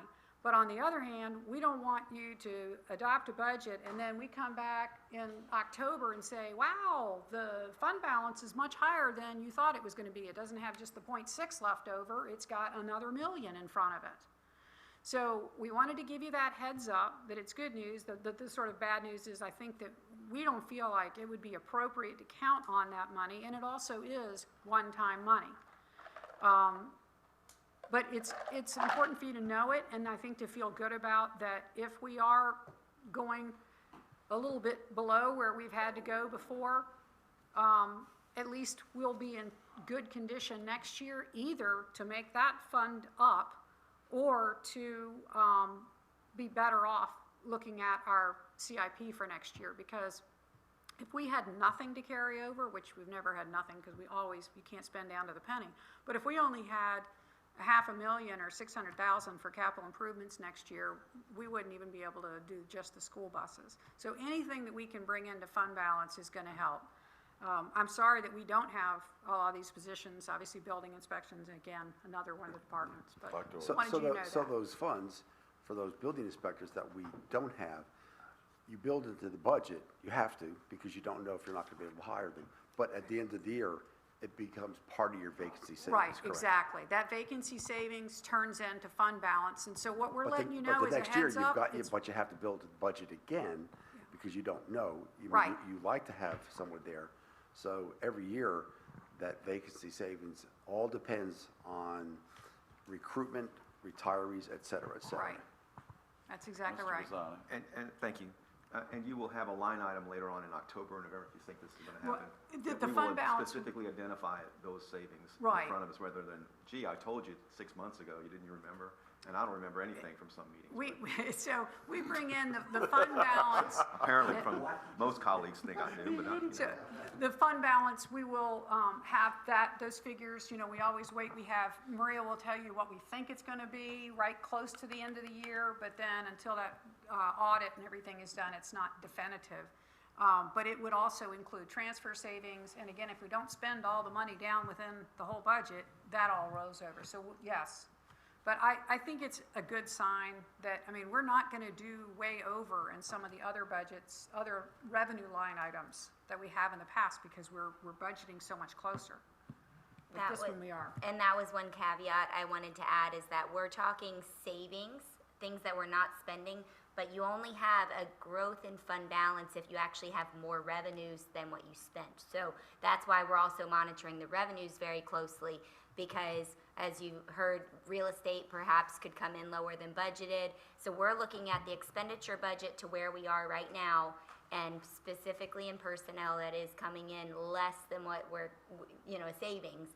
But the ending fund balance number is going to be more of a balance between what we actually brought in revenues as well.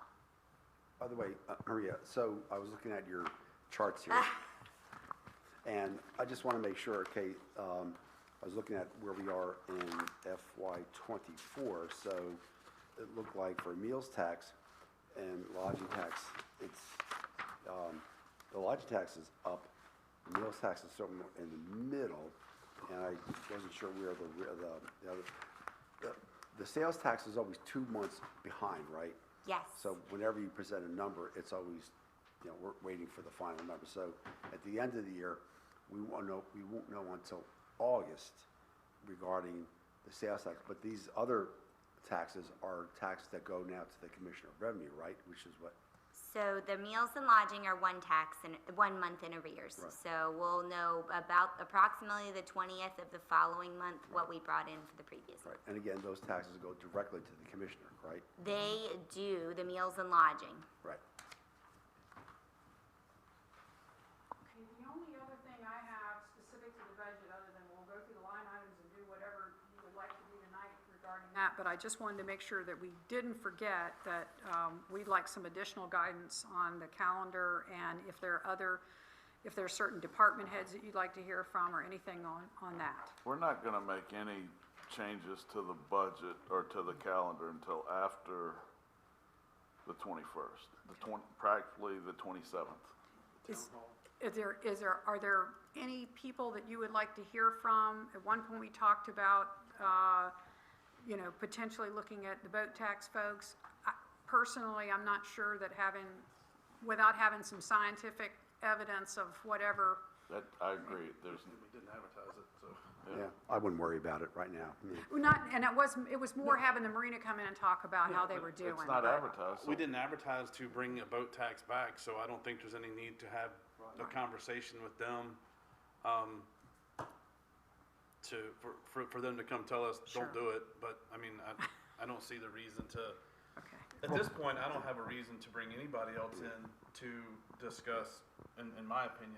Mr. anything Chriscoe, else. I was the one who brought that up, and the only reason I did is that I had a number of people ask me about it, and I thought that it might be good for the citizens to hear how well our boating industry is doing in the county. Not that we have good numbers, but it might be good just to hear that. But I'm more than willing to back off on that. I think it's very important that the citizens know what's been generated, because I hear as many that, somebody's got an RV and they've got to pay taxes on it. And boats don't. But I think there's no data out there to drive the decision. I wasn't advocating changing that. I was just more advocating, hearing how the industry is doing in the county. Obviously, the operation on 17 is clearly doing really well when you look at how well Chris has expanded that business. He's doing incredibly well. And so that, to me, speaks loudly of a number of issues. One being a good businessman, and obviously, I'm sure supporting the industry knowing that there's no boat tax here. Mr. Chair, Mr. Wilmot? I hope you all got my email. Yes. No. I know Mr. Bazzani had asked at the last meeting, or the meeting of, what was it, the 5th? Yeah. Whether the county could increase the real estate taxes after they've been adopted. My answer was yes, which is correct.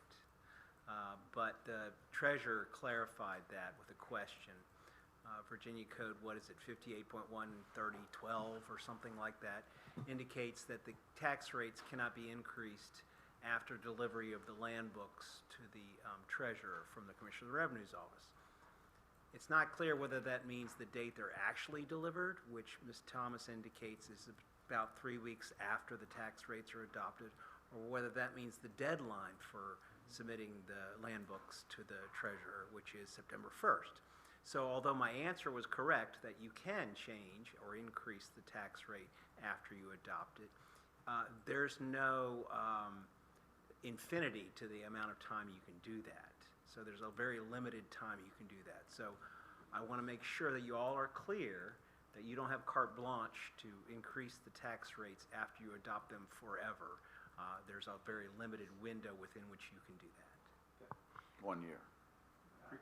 It's either from 3 or 4 weeks after you adopt the tax rate, which is when the COR delivers the land book to the treasurer, or it's September 1st. And I'm not sure, and no one else knows either, because if I don't know, no one does. It's one of those 2 dates. Mr. Chair, I forgot when he said about the memo, I was thinking the other one. I said, oh, I forgot, because I had a note here too that we would be making a budget adjustment and having to wait on the supervisor's salary. So that would be a removal. And then we're still waiting to hear from the state on anything that will also have maybe some additional changes there. Oh, about supervisor salaries, I'm going to forego mine. Everybody is. We can't do it this year, so at least Forego it anyway. You can consider next year, so.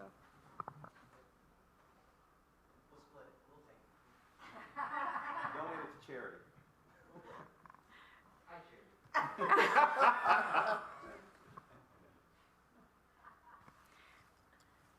Mr. Chair, would you like to What is bring in? What is the request of the board right now, looking at further budget information? I mean, what are we? I know you just got the book hot off the press today, so it might be that you're. The spreadsheet yet? Yes, it was emailed, yes. Thank you. And that's the only change I'm aware of that we would be making to the budget, that is that salary. Okay. My one thing, and I know we're not going to do anything until after we have our public hearing, of course, on March the 27th. The governor has until April the 8th, correct, I think he has till April the 8th to work on adopting and signing the budget as it's been put to his desk. So my thinking is, we probably are going to want to hold on to our April the 11th meeting just to make sure they don't pull the rug out from underneath of us on something that's going to cause us an issue. We may even be able to punt on the April the 8th meeting and just hold on the 11th to make sure there's nothing, if he actually takes action, or, because they don't get back to reconvene session until 2 days after we adopt the budget, so. We could see, but maybe by April the 8th, we'll have a better understanding of the governor's intent. Well, I guess the point I made earlier is we're not going to cancel the 21st or the 27th.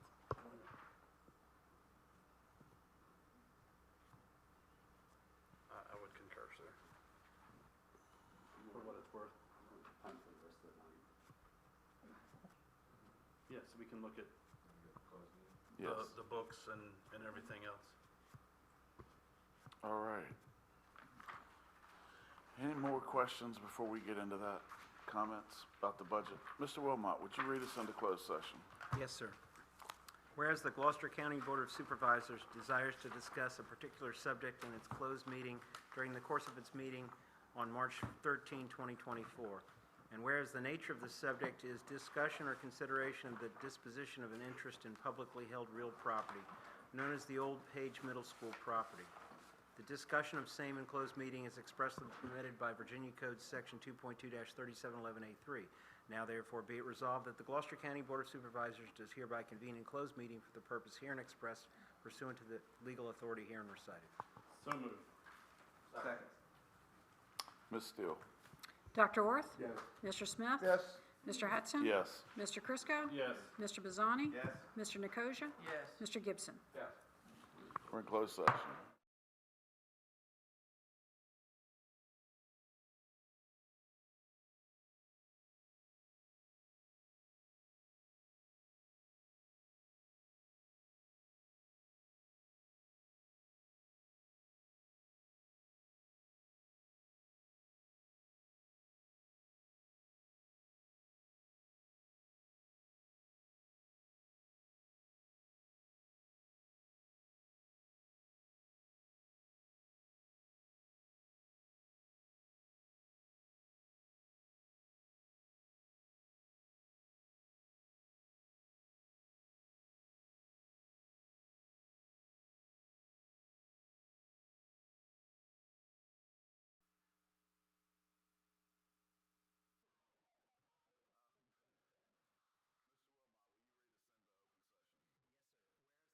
County Board of Supervisors has completed its discussion in closed meeting and now desires to continue its open meeting.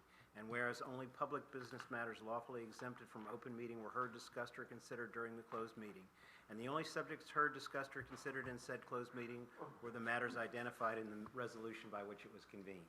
Now therefore be it resolved that the Gloucester County Board of Supervisors does hereby reconvene an open meeting at its meeting of March 13, 2024, and certifies the matters set forth in Virginia Code Section 2.2-3712D. So moved. Second. Ms. Steele? Mr. Smith? Yes. Mr. Hutson? Yes. Mr. Chriscoe? Yes. Mr. Bazzani? Yes. Mr. Nicosia? Yes. Mr. Gibson? Yes. Dr. Orth? All right, only one other item. So moved. So moved. All in favor? Aye. Meeting adjourned.